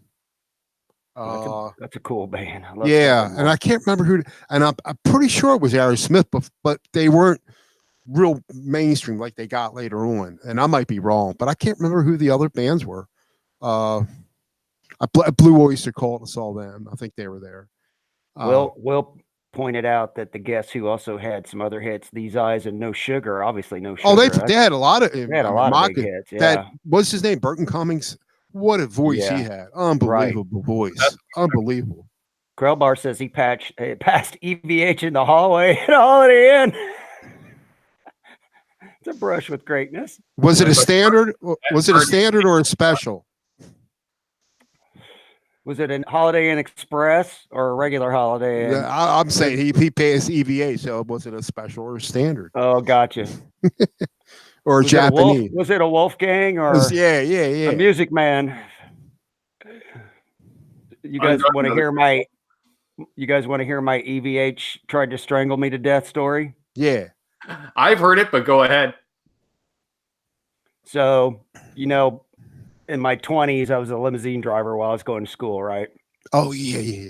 So me and my best buddy that was also a limo driver at the time, we got assigned to drive for Van Halen. This was the For Unlawful Carnal Knowledge tour with Sammy Hagar, right? So it was a 2-car job, and I had already picked up the band, but Eddie wasn't with them. He was coming in on a different flight because they had a break or something, and he was just coming in from somewhere else. So my buddy Darren, I got to tell this part of the story to get to the other part of the story. So my buddy Darren's picking Eddie up at the airport, and then he's got the security guy with him, and Eddie's 3 sheets to the hammered, right? Security guy's basically just chucks him in the back of the limo, and they take off for the hotel. And they get about 5-10 minutes out of the airport, and Eddie's like, "Hey, dude," and he's talking to my buddies driving the car. He's like, "Hey, dude, I gotta pee like really bad. How long's it gonna be till we're gonna be there?" And he's like, "Oh, it's gonna be at about another 15 minutes." So 2 or 3 minutes later, Eddie's like, "Dude, I gotta like really, really pee.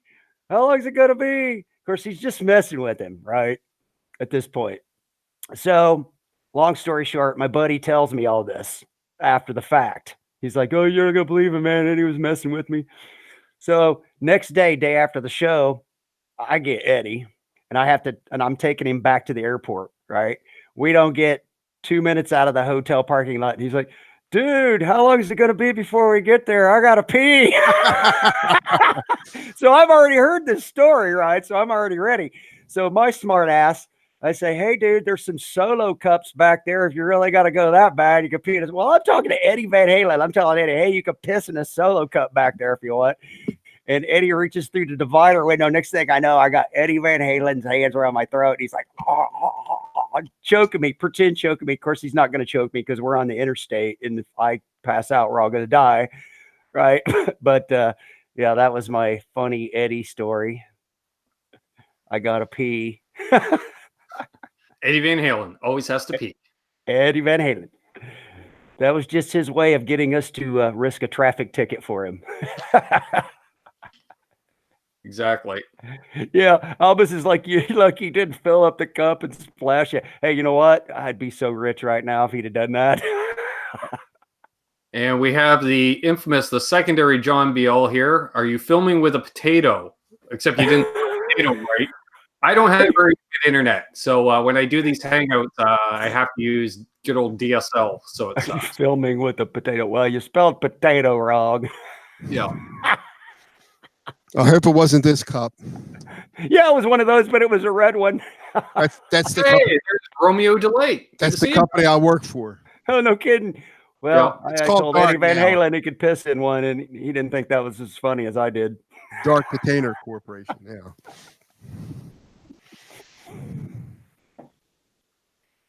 See, everyone say hey to each other and stuff. Okay, cool.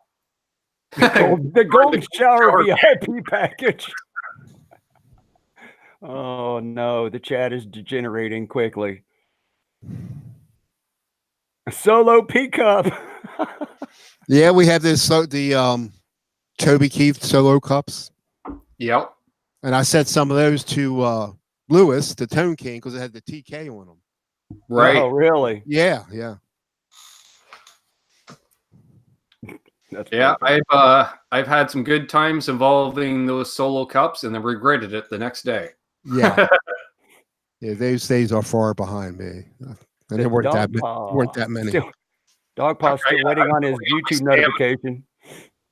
I will say, Brian, if you do go to NAMM, build up your stamina beforehand, because otherwise it turns into Spinal Tap real quick. And it's one of those, you're trying to do business, but it's like, here, grab a drink. You know, it's like, oh, okay, sure. And thank God I can hold my liquor, because I'm one of the people, I can be pretty damn drunk before you know I'm drunk. Hey, we got Cherry Burst Bobby Lopez in here. We've got Zip Fix Guitars in here. We got the Dog Put in here. We both need some sun. Yeah, I know. No kidding. Summer finally got here, so trying. 50 people. Got 50 people. Wow, nice. And I just got a text. We may have someone joining us. He says ETA 5 minutes. Sweet. A mystery guest. A mystery guest. Mystery guest. So everybody has to stick around to find out who the mystery with guest. a new guitar. A mystery guest with a new guitar? Yes. Ooh. Can you tell us the first letter of the brand of the guitar? I got to remember the first letter of the brand of the guitar. Well, it must not be a G then. You have to think about it. It's a D. Oh, Dean, they're getting sued by the G. The D is getting sued by the G. Well, Aaron, I'm not going to say. Oh, mayhem. Aaron threw out a guess. A Duesenberg. That's a car. Oh. The Angelico? Yeah, those are nice too. Yeah, those are nice. But they're huge. It's like playing one of those old wooden boats. Yeah. Nothing wrong with that. Am I hearing a cricket or is it just me? No, it's Ben. No, it's me. Oh, it's you. Yeah, I got The camera kept going to him, so I knew who it was. Oh, I thought it was you playing your little music box. No, I can do soundboards. I'm doing it on the computer. You can hear because I got a mixer. I can. Yeah, so the question is, when we see the new guitar, is it going to be? Yeah. It will be when you I played many old wooden boats. Let's just say there's still some dumb pawn out there. I've owned a couple of boats. Does that qualify, Aaron? Boat stands for bust out another 1,000. Come on in. Uh-oh. There he is. Oh, a live guest. I thought it. Yeah, It's a live- In-house. Oh, a live guest. Daddy. I shall take this. Gotta be. I shall go over slightly. Hey, we got Rob Tesi Switch in here. No way. I just put Remember, a Rob Tesi Switch in my Charvel. How you doing, buddy? Good. How are you doing, brother? Not too shabby, not too shabby. Safe travels back from out west. Yep, everything was good. Nice. Easy trip.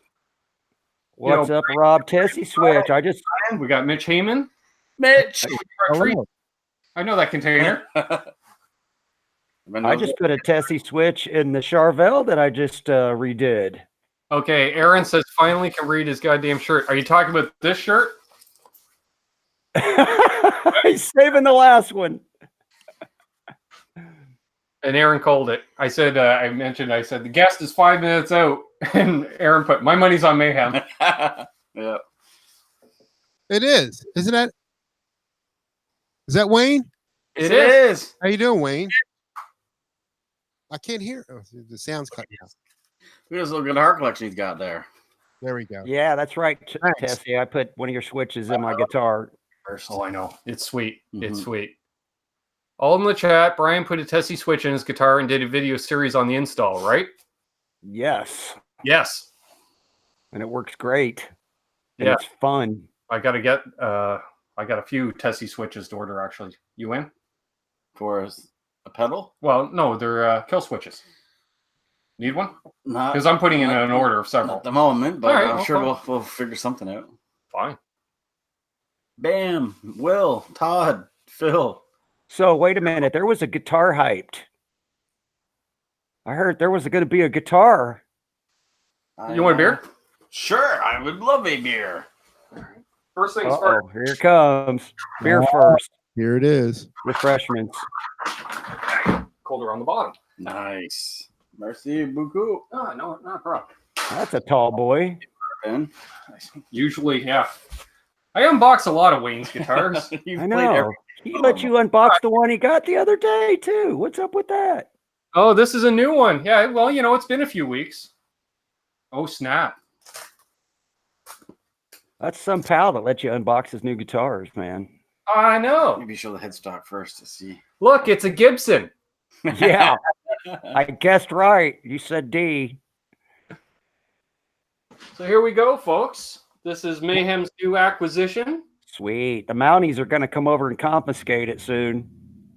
It's rosewood, from what I said on the specs. Oh, yeah, that's rosewood. Somebody put a tusk nut in it. Really Well, I knew a tusk nut when I see them. nice. Guitar pit, bro.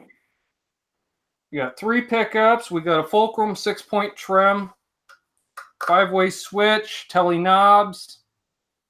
Oh, you and your goddamn diagonal springs. Just because Eddie does it.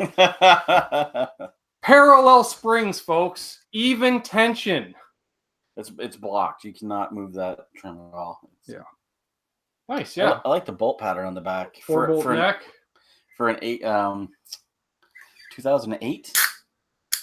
Nice, nice feeling neck. Not too big, not too small. Yeah, not too shabby. I just promised my wife I'm not getting any more. Now I want another one. That's how much I paid for it. I'm not making that promise. I can't keep that. You can't keep that promise. Nah, I can't. What'd you say, Mitch? No. He's promised his wife he's not getting any more guitars. I'm like, you can't keep that. Oh, no, he didn't lie. He went and bought a Helix. That's not a guitar. No. Yeah. Yet. See, I took the classic back. I got the Helix, and I told her, the real guitar I wanted was that blue one, the Blueberry Burst. Anyway, so Not too shabby. So, let's see if people can figure out what this cost, Mr. Mayhem. 2008.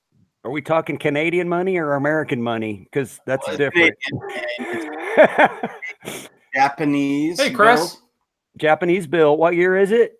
The Vendetta 2008. Oh, The numbers on the back. Here. Dean. 2008, January 8th, from what they say. Made in Japan. Hey, Yep. Crash. Really? Ooh. Aaron says 2 hand jobs. What? Guitar Pit says 40 grand Canadian. That's $350 US. Bucks. That's $300 US. Canadian doubloons. Jimmy Biter says 400. Used with a trade-in. And the trade-in was what? A first act Yep. Strat. which is worth what, $60 Canadian. Single humbucker and tone and volume, no switch. Hey, no Wilmar. I'm going to say $200 plus the trade-in. Nope. No. Less or more? Higher or lower? Lower. Lower. Yeah. Mm-hmm. Lower. TrueTech says 250. Nope. Nope. 165. Nope. Lower than 165. Keep going. 147 loonies. Pitt says nope. 100 pounds. Nope. Not 100. Case of beer? Case of beer. Crowbar, $100 and a cup of VVH's pee. My. Solo cup of pee. Yeah. I don't know how many frets it is. 24. 24. Yeah, 2 dots. So it was a first act guitar and $40. Cash. Might have the receipt. Dang, that's like half a carton of cigarettes. Yeah. Actually, here that's 2 packs of smokes. Oh Brian. my God. Yeah, I'd be quitting smoking really fast.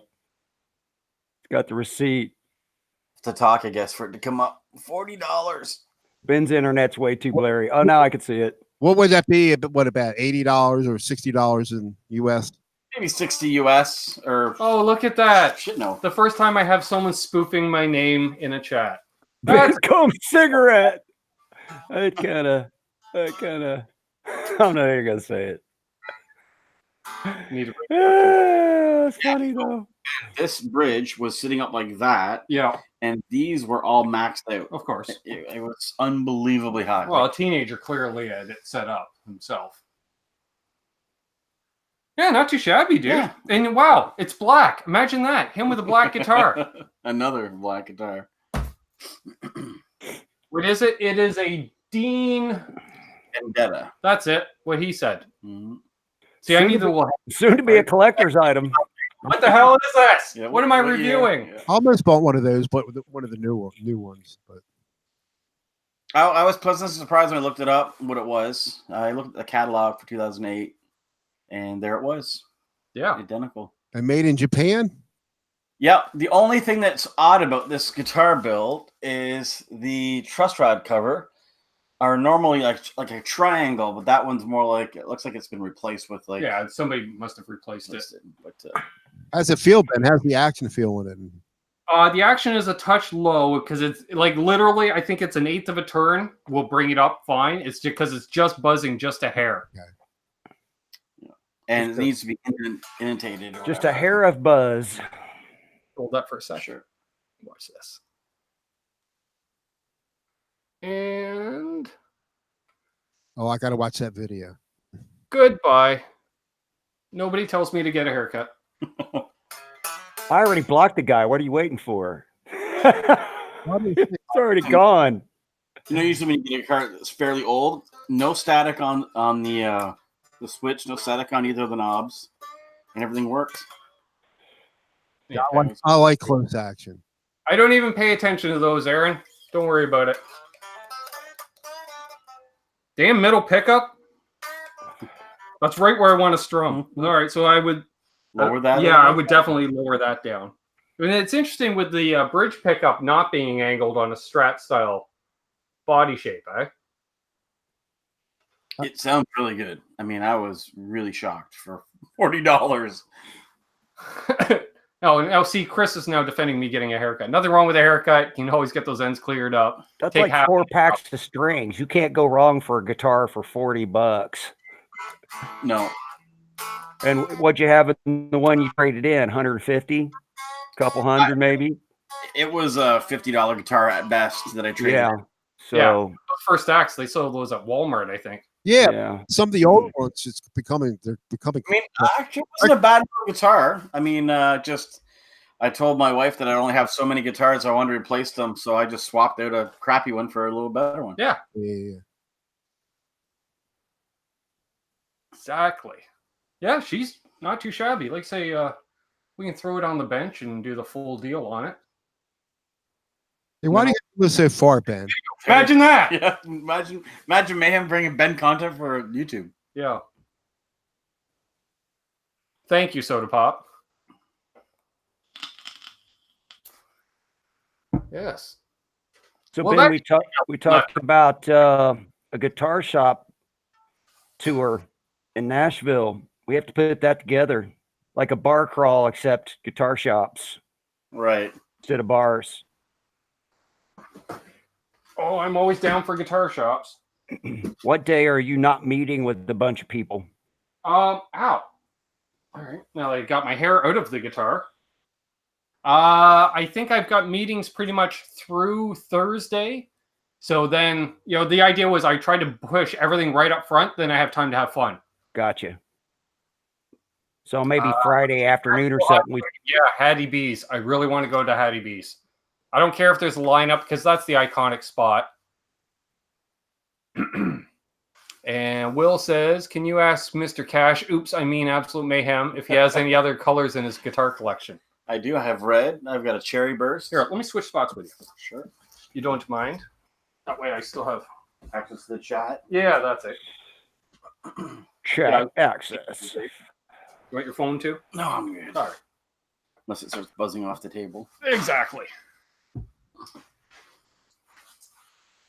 Oh, and I even have an acoustic. You have an acoustic? Yeah, I do. At the Phoenix, remember the FEM? Ah, right. Exactly. We got another buddy in the chat. Not anymore. Bye. Brian, put it this way. I don't have the patience of Mr. Beane. Brian, are there any new guitars under your stairs? No, there's nothing new under there. I was a really good boy at Gearfest. I didn't buy anything except a new microphone for my camera, which is in this box. So I'm going to open it here in a minute. That was the only thing. And then I forgot to pick it up after I bought it. So my Gearfest rep, Reed, calls me up and he's like, hey, dude, you forgot to pick up your thing. If you still want it, I'll send it at the price, the Gearfest price. I was like, heck yeah, I still want it. And I was like, I forgot to get a t-shirt too. He's like, oh, I'm throwing a t-shirt in. I already shipped the mic, but we'll throw you a t-shirt. So I got a t-shirt coming for free. Nice. Like, sweet. I can't remember the name of my Gearfest rep, but my God, I found the right one because he goes, if you ever need me, my extension is 1234. I'm like, I can't forget that. It's also his like it was meant to be. Number. 1, 2, 3, 4. Yeah, no. I heard my Gearfest rep, his name's Reed, told me where he was going to be at, which tent at he was in the acoustic tent, which he hated. I was like, he was like, I'm in the most boring tent. But he goes, so I hooked up with him and got to meet him in person and say hi to him. So he was really cool. Let's see here. Les says, if I only knew how coveted some guitars are down here in Peru, I would have set up a sale from something. You saw a Jeff Beck signature Strat sold for $2,700 down there. Wow. And Joe was asking who's noodling. I assume he meant noodling. I do that all the time. I always double tap the D instead. Well, wait, that just sounded wrong. Tap the D. Double tap the D. Sound clip. That's right, Phil Mosley. Streaming on location. Yeah. I seem to attract him. Oh, you're not alone. That is a mid-80s solid state Marshall, which is basically a solid state version of a JCM 800. Yeah. Like I think in 1986. Actually, I had an offer on it last week, which it may actually get sold now, Brian, since, I'm the opposite. Because I got the LPD pedals with all the preamps. I don't need that anymore, especially since it's solid state. Right.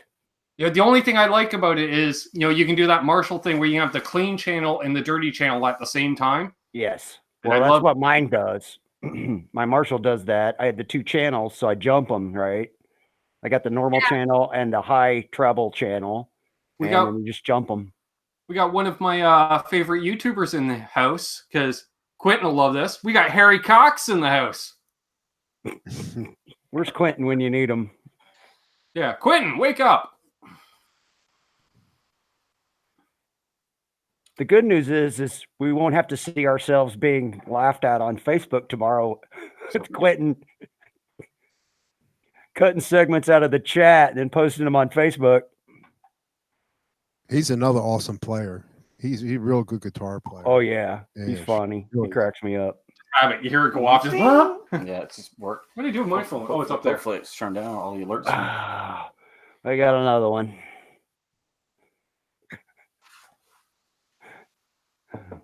Well, see, now, if you ask a question about the Marshall head, that's fine. But then you make comments like that, and... It's the same guy that you just got rid of a second ago. He's a huge fan of Johnny Beane, obviously. And I got a new subscriber about 5 times from the same subscriber, so it's not a real. He's not a real person. He's a fake person. No. yeah, exactly, Chris. A lot of accounts and too much time, right? Mm-hmm. Hey, Mitch, did your blue guitar, did that have a pick guard and you removed it, or did it not come with the pick guard? It comes with it. It came with the poker chip and the. I didn't know it, but it's in there. But I'm not going to put the. I'll probably put the poker chip on. I'm not going to put the pick guard because I like it. I want that color showing. And if you get the right light, you'll see purple. He's one of those guys. He likes to show up on top. Yeah. Hey, I personally like to cover it up with a pick guard. My standard was the same way. I got the pick guard and the chip in the case, not installed, which I'm happy about because they didn't drill 2 freaking holes in my. Yeah, I don't. And see, now that's the interesting question. They include it, right? Technically, if you drill holes in the guitar, does it not void the warranty? I thought about that. Right? I don't know. I would never drill holes in my Les Paul if they're not factory drilled. So. Yeah, me either. Like my Pelham Blue, my classic. So I bought it. It had come from the factory with the pick guard, but whoever traded it in from the store I bought it from online had taken the pick guard off and didn't include it. So I got it with holes, no pick guard. And then I bought a replacement pick guard and put it on there because those two, the hole in the top of my guitar, every time I picked it up, my eyes just drawn to the hole. Yeah. There's a freaking hole. I can't live with it. I can't have that. Yeah, the great thing about Guitar Center, they give you 45 days to return stuff. Hey, Mitch, can you show off your Gibson? Rob from Tesi Switch is asking to see it. Yeah, that thing's sweet. So you know the IBN is I forget what model is the semi-hollow body with the F-holes on it? Yep. I met the guy who owned it. Oh yeah? Today, yeah. Oh no shit. Guitar store, yeah. There it is. Wow. I like his because it's not overly purpley. Like some of them have too much purple. Yeah. This one's blue that just has the purple kind of fading in. Sweet. It almost reminds me of like a faded set of blue jeans. You know what I mean? Yeah. Well, they used to be blue when they used to be new. Yeah. My old blue jeans. When they used to be clean. Yeah. Yeah, you saw where I was going there, Brian. Right. I know that song. I was playing it before we went live tonight. Ain't no fun waiting around to be a millionaire. Nope. But at least you can make videos in the meantime. Mm-hmm. Okay, Kote's saying put the poker chip on at least. Yeah, well, I'll have that. Yeah, I'll definitely have that put on. Treble and what else? What's it say? Rhythm and treble. All you got to do is take that little. Because now, like I know, like Jay Hannon, for instance, he's from that area where you switch your neck pickup for lead. And I'm like, that's the rhythm pickup. Your lead is your bridge pickup. You know, it's a higher output. Traditionally, that's what you would do. And now guys are doing the opposite because they want that thick sound for the high notes. Then you probably have to ride the bridge, you know, especially with a 7-string. It would just be so muddy on the neck pickup. So Mitch put the guitar away. Mitch, does it have split coils or anything on it? Yeah, all the volume and the tone, and plus, let me show you this. Check this out. So, Mitch, that means that it's the 2019 pre-non-year models because the new standards did away with the dip switches and all that stuff. Okay. That's how you can. That's one way you can tell. Okay. Oh, there's an Tub Thumper James. Hello, welcome. Interesting name. I like it. Harry Cox likes Guitar Hack in his this channel too. Thank you. You know, you're more than welcome. You know, can't be playing. Enjoy this chat. Right on. They're not going by their new number. It does say made in 2019. Yeah. So if you have the stamp made in 2019, then that's how you know that it's not the new standards because they don't have a date. The date, well, they do have a date. Right, it's in the serial number now. Right. Yeah, the classic had that. The classic. You're right. They The went fifth- back to the old serial number convention where it's the first digit and the fifth digit. The fifth digit was 9 for the classic that I returned. I Right. just realized that. What's that? Eljon added me as a friend on Oh, Facebook. this one I want to show you. This, I see if this has got the. Instructions, yeah. So this Wayne, this has like dip switches. If I choose to take it apart, I can get like 104 total different combinations of sound. If I Yeah. want to mess with it. Mine has that too, but I just leave it. Yeah, I'm I not just going leave to it where it is. It's fine where it is. Why they buy Helix? Yeah. Hey, Rob 212. Rob. There is one function on those standards that do have that dip switch situation installed in them that I do like. It's the Peter Green. So if you pop the tone knob on the bridge or on the neck pickup, Versus the you face. get the out of face Peter Green greeny Les Paul thing, and that's kind of fun to play with. Okay. That LP of Slash you had. I thought the tuner inside the pick. Oh, the ring, pickup ring with the tuner. I thought that was really cool. Yeah. I mean, Well, like, I laughed at it. yeah, I was going to say somebody slagged it, but think about this, Brian. It's a student guitar. That student isn't going to forget a snark at home, right? Right. No, I didn't laugh at it because it's not functional. I laughed at it because it's a Slash signature model, and I promise you, Slash does not have a tuner on his pickup rig. That's what struck me as funny, because when I first started out, I bought a SG. It was a 14 that had the G-Force tuner on it. I thought the thing was great for a newbie if you wanted to go to a different tuning. I don't like the fact that the Slash name and the veneer of a flame top doubles the price of the guitar, though. The veneer, the paper thin veneer. There's a snark. You buy it for every guitar. Every guitar I buy is a snark and a pack of strings. Yeah. Can't read upside down, Tub Thumper says. Okay. Is that upside down, then you changed your name? And just buy views? I'm not that type of person. I wouldn't buy views. Tub Thumper. I could buy views. I could buy subs. Why? Then you're just, you're faking it. You're a poser because you're a small channel pretending to be a big channel. Hey, Hugh Caldwell. Yeah. It's more fun this way. Yeah. I mean, again, the other thing too is almost every single person in the chat. Ooh. Yeah, that's what makes it fun. You've got to damaged. Hello, and just came right out. Like, I can't confirm that, but shot. That's a shot across the bow. Tub Thumper James was talking to thrash metal. Okay. Well, someone needs to. Buying subs doesn't actually work, says my buddy Chris. Those people don't give you views, so it's pretty clear it's a fake. Exactly. Before we went live, you were talking about a particular video that you had watched that had like 10 views when you went to bed, and you got up the next day and it had like 1,000 views on it. And you were like, I don't think so.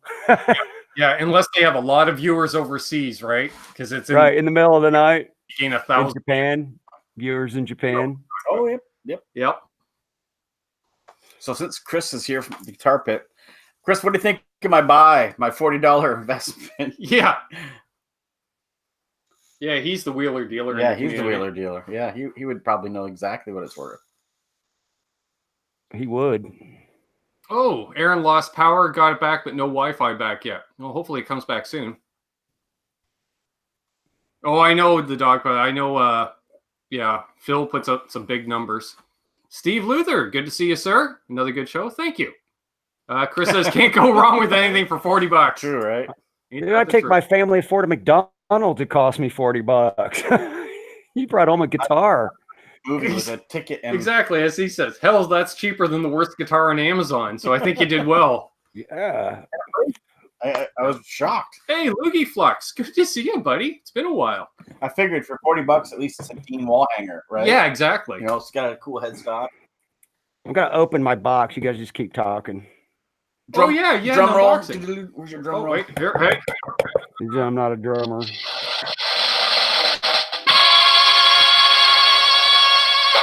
See, the drummer came too early. Dun, dun, dun, dun. Production quality right there, man. See, here's one thing about Sweetwater. Look at the size of the box. first off. That's what she said. Massive box. That's what she said. Candy. All right, here's so massive box, like 4 tons of stuff to get this little thing. Oh, So it's a shotgun mic for my Zoom camera. Nice. So what's cool about these Zoom cameras is the little stereo mic that comes on it. Okay. Comes off, and then they have all these other mics that attach. Nice. So Brian, are they direct competitors with the GoPro, those Zoom cameras?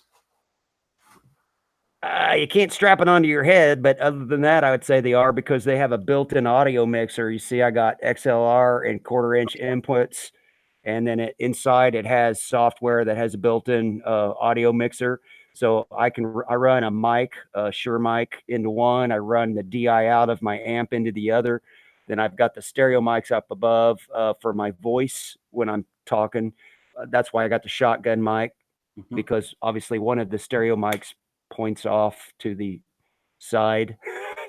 So I get my voice through one stereo mic when I'm filming is kind of what happens, and the other one's useless. So that's why I got the shotgun mic. Okay.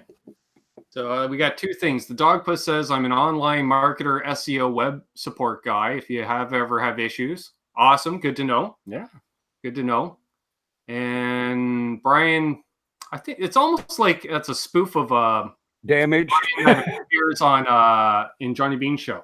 I am sorry I forget Brian's last name. But he's like, I like how these guys say they do YouTube just for fun. At least Ben is transparent in his intent and endeavors. Yeah. When have I not been transparent, right, folks? From the beginning. I can't see through you. Isn't it?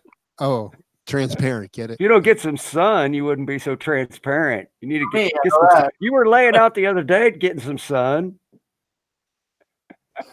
I'm transparent too, Ben. Tub thumper. As far as I'm concerned, he's not saying anything wrong. Phil Mosley, yes, this is the Zoom Q8 camera, and I shoot all my videos with it now. It was literally like $350 with a little accessory kit. You're very satisfied with it, Brian? I'm very satisfied with it. Fair is fair. Yeah, right. Exactly. See, I'm afraid I wouldn't use it enough to. I got a cheap one. I got a little Canon Vixian, whatever, 800R or something like that. Oops. I got it because I needed a way to mix audio, and I didn't want to buy, because I was just using my phone. I didn't want to buy a camera and a mixer. I got a camera with a built-in mixer, and the price was right, and it does great. I got here. Let me. I got. When it works, you know? Yeah. And I mean, my son was getting ready to graduate from high school and he just became an Eagle Scout. I needed a video camera for family type stuff too. So, it was a good buy. This thing about 8 or 10 years old. This thing's great. That's a nice board though. Yeah, it's a Mackie Pro FX8. I mean, I used to work at a little radio station that we ran the whole thing on a board like that size, And there's the Helix. That's way overpriced, but I know, Brian. I'd have one. Ask Ben if they were like sub $800. What's that? A Helix, the floor model. Oh yeah. I'd definitely have one. They do have. They have the Stomp is $600. Well, I have the Boss GT1. Oh, okay. As fancy, but multi-effects pedal. Yeah. I mean, it's got a lot of good Boss pedals. I know that. Yeah, I started off with the Boss ME50 that I just got like at a music go around for $100, and it's got tons of. But for a guy just starting out, it's a great way to figure out what pedals you might like down the road. See, I'm so lost on that because I'm not a pedal guy. But I said, well, I'll get this, learn how to use it, and it's supposed to be able to duplicate. That knows me well enough now that if I started getting pedals, this is what would happen. Like I'd have to have another. Well, actually, first you'd see half of mine go away because he'll buy his first dozen or so off me. Yeah, for sure. Todd. No, I definitely need some raise, man. I'm about transparent too. There's no question. I avoid the sun now, boy, though. At my age, I try to stay out of it. We had some tragic skin cancer situation in our family, and I don't need a tan. The only sun I get is when I'm cutting the grass, but I don't wear shorts too often. Yeah, we have a swimming pool even, and I rarely get in it. Kids get in it. Just doing some stuff behind the backgrounds. Carry on. What are you doing over there? Chatting away. Just working. Jeez, don't you just hate people when you're trying to have a conversation with them and all they do is just look at their phone and pretend like you're not even there? Me? Jeez, so obnoxious. What are you most excited about Summer NAMM for? You know what? I'm excited to hook up. I'm excited to hook up with my friends that I haven't ever got to meet in person. I'm excited to hook up with Ben and Phil McKnight and Aaron. And all these guys are going to be down there. It's going to be a lot of fun. Quentin. Well, I don't know if I'm going to see Quentin. I don't think Quentin's going. Oh. And I had originally talked to Ben about maybe road tripping to Louisville to hang out with them when they were passing through. But we're bucking it, unfortunately. But that's out of my way because I can go straight to Nashville from my house and be there in 6 hours. And that's probably 5 the way I drive. Cosmo Fest in Toronto, met up with Hack and Brian, and that was probably the best part. Just hanging out with the guys. Talking guitar, but actually talking about guitars that are right in front of you, you can pick up and look at. That was really awesome. You guys are a blast. Oh yeah, it's gonna be fun. Yeah, Hack is going. Oh yeah, he's going. He can't wait. Yeah. He's excited. There's at least 6 of us. Eric. Okay, see you, Brian. Damaged. He's headed out, but there's like 6 of us from the community. If you want, like myself, Aaron, Guitar Hack, Brian Cote, Jason Wade. Is Eric going? EVH Eric. Stewart. I think he. No, I don't actually talk to Broadbent at all. I think I heard him say he was. I think EVH is going. Which Les Paul, Dave Nesdall in my bed? Dave Nesdall in my bed. I got to give you credit. You're clever with coming up with the fake names. Sure said like Snuggie. Actually, it says Davey Nesdall. Is that like Davy Jones? I guess. Davy Nesdall in my bed. Do I even have an Epiphone? Oh yeah, right there. Yep. This is a 1998 made in Korea 57 tribute. Used to be gold, then it was white, then it was white with writing on it. Now it's atomic pumpkin. Atomic pumpkin. Atomic radioactive pumpkin. Something. Oh, that's funny, man. I don't know. The spray bombs over there. The Korean ones, they got a lot of people like those. This is mine's a China. Mojo, although it's getting new pickups in a couple of weeks. Right. What are you going to put in there? Pearly Gates. No. No. You better not snag that Pearly Gates I sold you to stick in that thing. Oh. It's getting the second ever set of Canuck Buckers put in. Canuck Buckers. Oh, by the way, we need to have a conversation about a custom shop Ben Coombs Telecaster typey thingy. Sure. That I might want. Sure. But yours has got P90s, doesn't it? Yep. I don't think I want P90s. P90s because we're now reverse winding the neck pickup. So when you go to both pickups, it'll cut out all the buzz. Is there another pickup option? No. Well, I don't need another P90 guitar. Not from the retailer. No, but we could definitely, if you commissioned a build, I would make sure Travis sets you up. Put it that way. Cool. Yeah. So basically it's P90s with a 4-way selector switch. Right. You call it 60s Clapton or 90s Clapton? 60s, as far as I'm concerned. 90s. Terry, you're doing a really good job, Terry. Yeah, thank you, Terry. Shout out to Terry. Well, we can get a whole bunch of them, but it's all just the same guy. And thanks, Aaron, as well, for moderating, since you're one of my mods and you're here. I'm here. I'm moderating Ben. I love somebody needs to. Since his sister's not around, somebody needs to keep track of him. See, you have to take that time to make a new account. Why? I don't get it. It's called I Don't Have a Life. Thrash Metal says, wait, Terry's here? I don't see him. Probably because you have him blocked, Thrash. Or vice versa. Oh, goodness gracious. Aaron's having issues because he's got bad weather, so he keeps getting frozen out. Can't we all just get along? I can tell you that in Belleville they Yeah, have I'd like to. You know, I try to keep it positive. they have a company that does the Tesi says it's John. John cracks me up. It could be John just for fun. Let's see. Laz says, I have a Fender Modern Telly and want to try some other pickups in them. Any suggestions? Why, yes. Give me a couple. Because there's a new set of Telecaster pickups coming out on the market called the Vintage Workhorse, which are based on a 53 Telly set. Oh, really? Yeah. Which may get installed in your Telly for testing purposes. Testing, yeah. Wow. And if I like them, they'll get ripped right out and they're going in my 71. I mean, what kind of a friend? He lets you unbox his guitars. He lets you rip pickups out of his guitar to try your new pickups out. Where do you find friends like these? We're Canadian. Is that what it is? Small territory. You betcha. You betcha. Yeah, and when I move, You betcha, eh? basically almost all the way to his place. Yeah, he's moving closer to me. You're moving closer? Yeah. Yeah, So you can unbox more of his gear.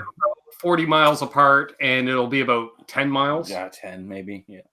Oh, that's trouble.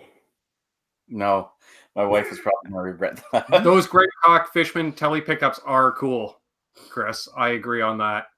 I almost bought a set last year because Greg Koch's like, check it out. You can do this with them. I'm like, well, you can do that with them. Yeah, the rest of us. Chris, I got video footage of Greg playing at Gearfest with his Telly with the Fishman pickup. Oh, my God. That dude. Whew. It'll make me want to sell all my gear when I listen to people. Yeah, I know, right?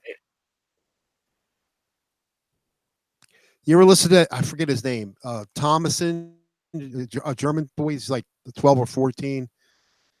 Oh, this guy is amazing. I've been listening to him. I hate those kids. Oh, Yeah. my God. They're good to watch, Brian and Mitch, those young kids playing, but you're just like, man, he's like 9 years old and he's just shred. I get a kick out of it. It's just amazing.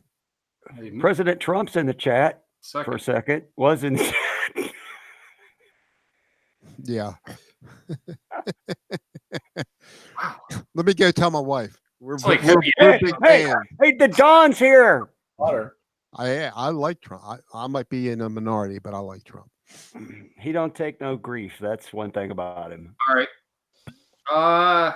Just got word from Aaron. He's unable to connect again. He says he's calling it a night. He wanted to say good night to everyone. Talk later, and he'll see you Sunday because Aaron's going to be on this channel on Sunday night. Oh, cool. Cool, Aaron. Good. I'll be here. Looking forward to that.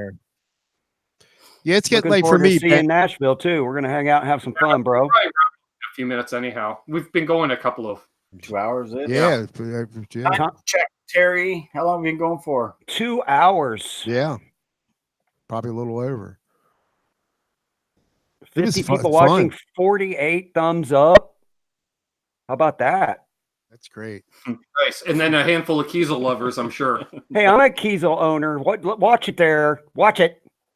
I know you are, but you also know they fucked over Jay Hannon royally. Well, okay, let's talk about that. Let's talk about that for a second. So let's tell the truth.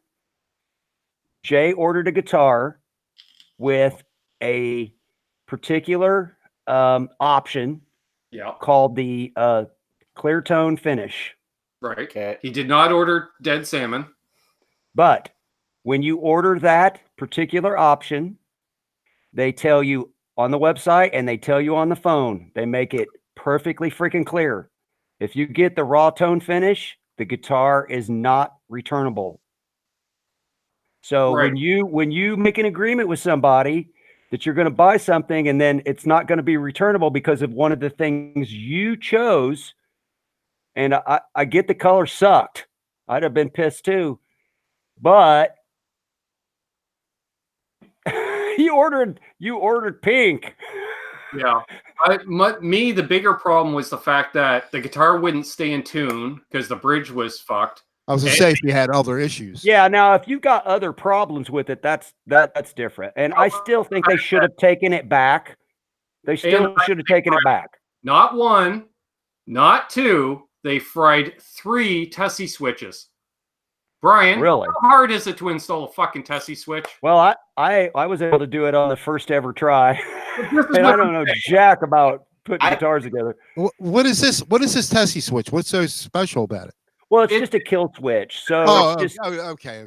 so it's just you can tap it. You just kill your kills your signal. It's a momentary switch. It's not like it's different from the EVH one, right?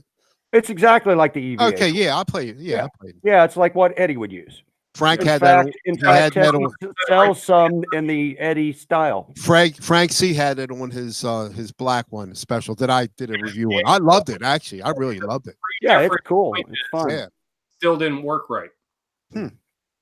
I mean, I can understand. But no, being I get pissed. Jay's point, and I understand. Look, I ordered a guitar from him, and I waited 12 weeks. I paid for it up front. My color isn't exactly what I thought I was going to get either.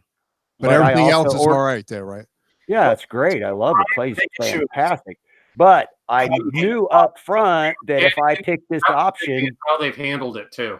I'm not going to. I knew up front though, if I picked that option, which I did, I hope I like it when it gets here because I'm screwed. I can't send it back. And they're in California, Brian. Yeah, they're in California. Yeah, so that's a bad. You roll those dice. Yeah. Right. If you don't get the raw tone, like we got finish. Flagging Tesi Switch saying he rips them out of old Pac-Man machines. When we have Tesi fucking chat, that's cool. Your head is shake thrash metal. Seriously, dude. Wow. If you don't get that raw tone finish, anything else you can order from them, it's returnable. It's just, and I don't know why that particular one option, but it's not like it's a hidden small print little thing. When I talked to the guy on the phone and ordered mine, he's like, now, if you get that, you can't send it back. Yeah, it doesn't come across as satire thrash, honestly. It just comes across as a random comment. Okay, we have someone requesting a wrench. You think so? It's Will. What do you think, guys? Will Varela wants a wrench. Oh, Will's. He just wants a wrench so he can ban me because I'm wearing my Ace Frehley shirt. Will is a good person. You'll never see Kiss appear in chat ever again. K word. We'll just have to put it K, just in quote Have you seen Brian Stewart? Hey, are you gonna go see K? Wow. Oh, look at that. Will. Oh my God. Will has a wrench. The world is coming to an end. Yeah, Will's a good guy. Will's my buddy.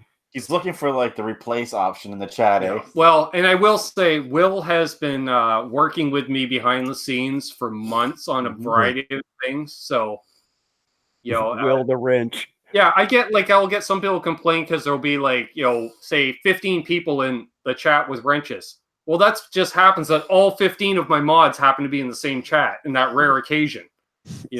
So you ever watch the Pusa Studios? Well, I know you do, Ben, because I've seen you in there. Everybody's got a wrench. Yeah, that's like calls it the Blue Wrench Group. That's what I started doing the other day. Started getting everybody a wrench. If you're in the chat, you're a mod on that channel. Yeah. John Fuxman 6969. I want to hear. Yeah, I'm going to give that one about. I'm going to give that one about 3 seconds to live. Yeah. When you 2.5 seconds. It's a new world record. Sorry, man. That's okay. I just don't want to spill it on anything. Yeah. No worries. Way to go, Mark. See, Will doesn't have a clue. I say, you know what? We're getting crazy anyways, but we should probably call it because it is a school night for some of us. Well, maybe in Canada. I'm still working. I'm not retired yet.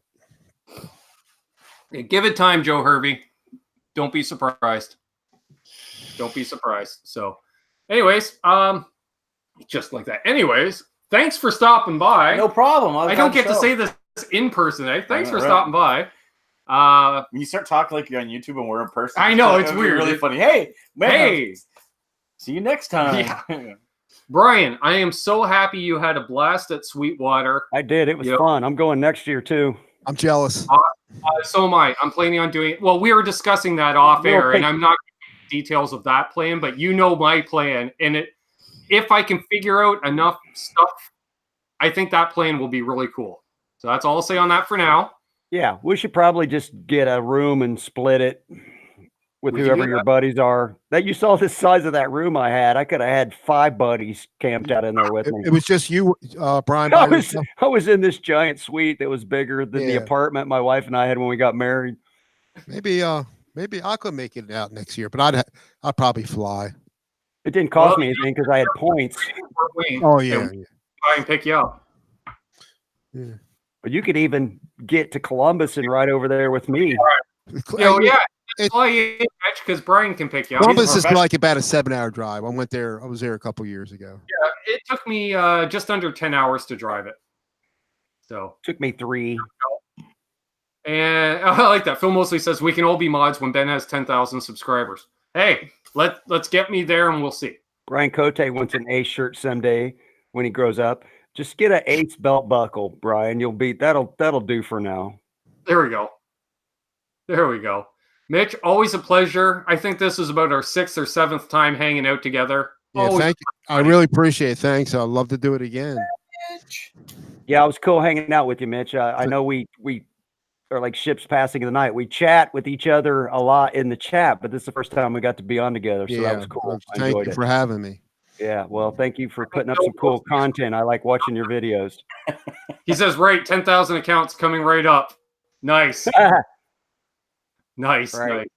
So, yeah, and Jason, I'd like to meet up with you next year, too. We missed each other last year. He was there, I was there, but we didn't actually meet up. And the difference is, folks, you know what I look like. I don't know what half you look like. So come up, say hi to me. If you see me at an event, please. I'd be more than happy to meet you fine folks that I hang out and chats with. Better yet, buy a T-shirt and wear it. Wear a Canuck shirt. There you I'll go. notice that. Yeah, you notice that. Go Wear for it, your Cassie. Show that you're a Canucklehead at these events. Take a photo and post it for us. Yes, Rob, of course you can do a shameless plug. You're a channel sponsor. Heck yeah. You know, remember, use your Canucks as your coupon code and save an unknown amount because Rob never actually told me how much you save, but I'm assuming you save something. Actually, it doubles the price when you enter the coupon code, right? Ben, you realize that we've made it through 2 hours of chat and not a single person has said or typed in the chat clam. Oh my goodness. Okay. We made it 2 hours without bringing up clams. And then I just ruined it. Dogpuss says, Oh, I it's look at the like end. you in 10 years without tattoos. Well, you know what? I tell Robert Baker, this is what you're going to look like in 15 years with tattoos. Right. Robert Oh, Baker's got great hair. I want Robert's hair and his fingers. Oh, His hair Jesus. and his fingers. Soda Pop writes, kiss, kiss, kiss, kiss, kiss, Will, and he gets blocked. Oh, dang. And Swoop apparently, right us in. heads get 15% off with Nice. the coupon code. Yeah, and he's got all kinds of stuff. Kill Switch's guitar parts. He's a dealer got for some, Labs, TesiSwitch.com. Actually, Rob, I need to message you because are you able to get those Telecaster plates that allow for the kill switch? You guys know what I'm talking about. Like the Greg Koch one has the Yeah. button for the preamp built right in. Mhm. That's what I'm looking for, one of those, because I want to put a Tesi Switch going forward in the signature model. I think a Tesi Switch should be installed because who needs a Telecaster with a Tesi How are Switch? you? I do, That guy. and John 5. What's going on? Rob's also got a lot of cool pedals on sale, like Yeah. clearance stuff too. I'm So just killer right now prices. 15% off Keeley pedals. Dang. So right there. So Who is it this time? yeah. So if you guys want to hold the line, we'll wrap things up here. Thanks everybody that tuned in tonight. We had a ton of people, some new names. That's awesome. Thank you very much. As I always say, hold those doors open. Let that guy in ahead of you in traffic. Do good things and good things will happen to you because karma is real. You've seen it here. I'm living the dream. You're living the dream, right? I am. Brian's clearly living the dream because he's got a NAM pass now. Hopefully, it hadn't shown up yet. We'll get you out and living that dream next year at Gearfest, right? Absolutely. There we go. Gearfest is awesome. Put Cheers. Gearfest on your bucket list. You need to go there one time, especially if you want to buy something. Okay, good. Tesi just mentioned about that plate. Yeah, I'll email you tomorrow. There's Shauna Marie, the lovely lady. She couldn't chat. She was cleaning dishes, cooking dinners. Well, thank you for tuning in. Hi, Shauna. Bye, Shauna. Bye, Shauna. Yeah. okay. Hi, Really? Shauna. Bye, Shauna. Interesting. There you So go. there we go. So everyone have a great night. Cheers. Rock on. Peace. See you Sunday with Aaron from Albus Band. That's going to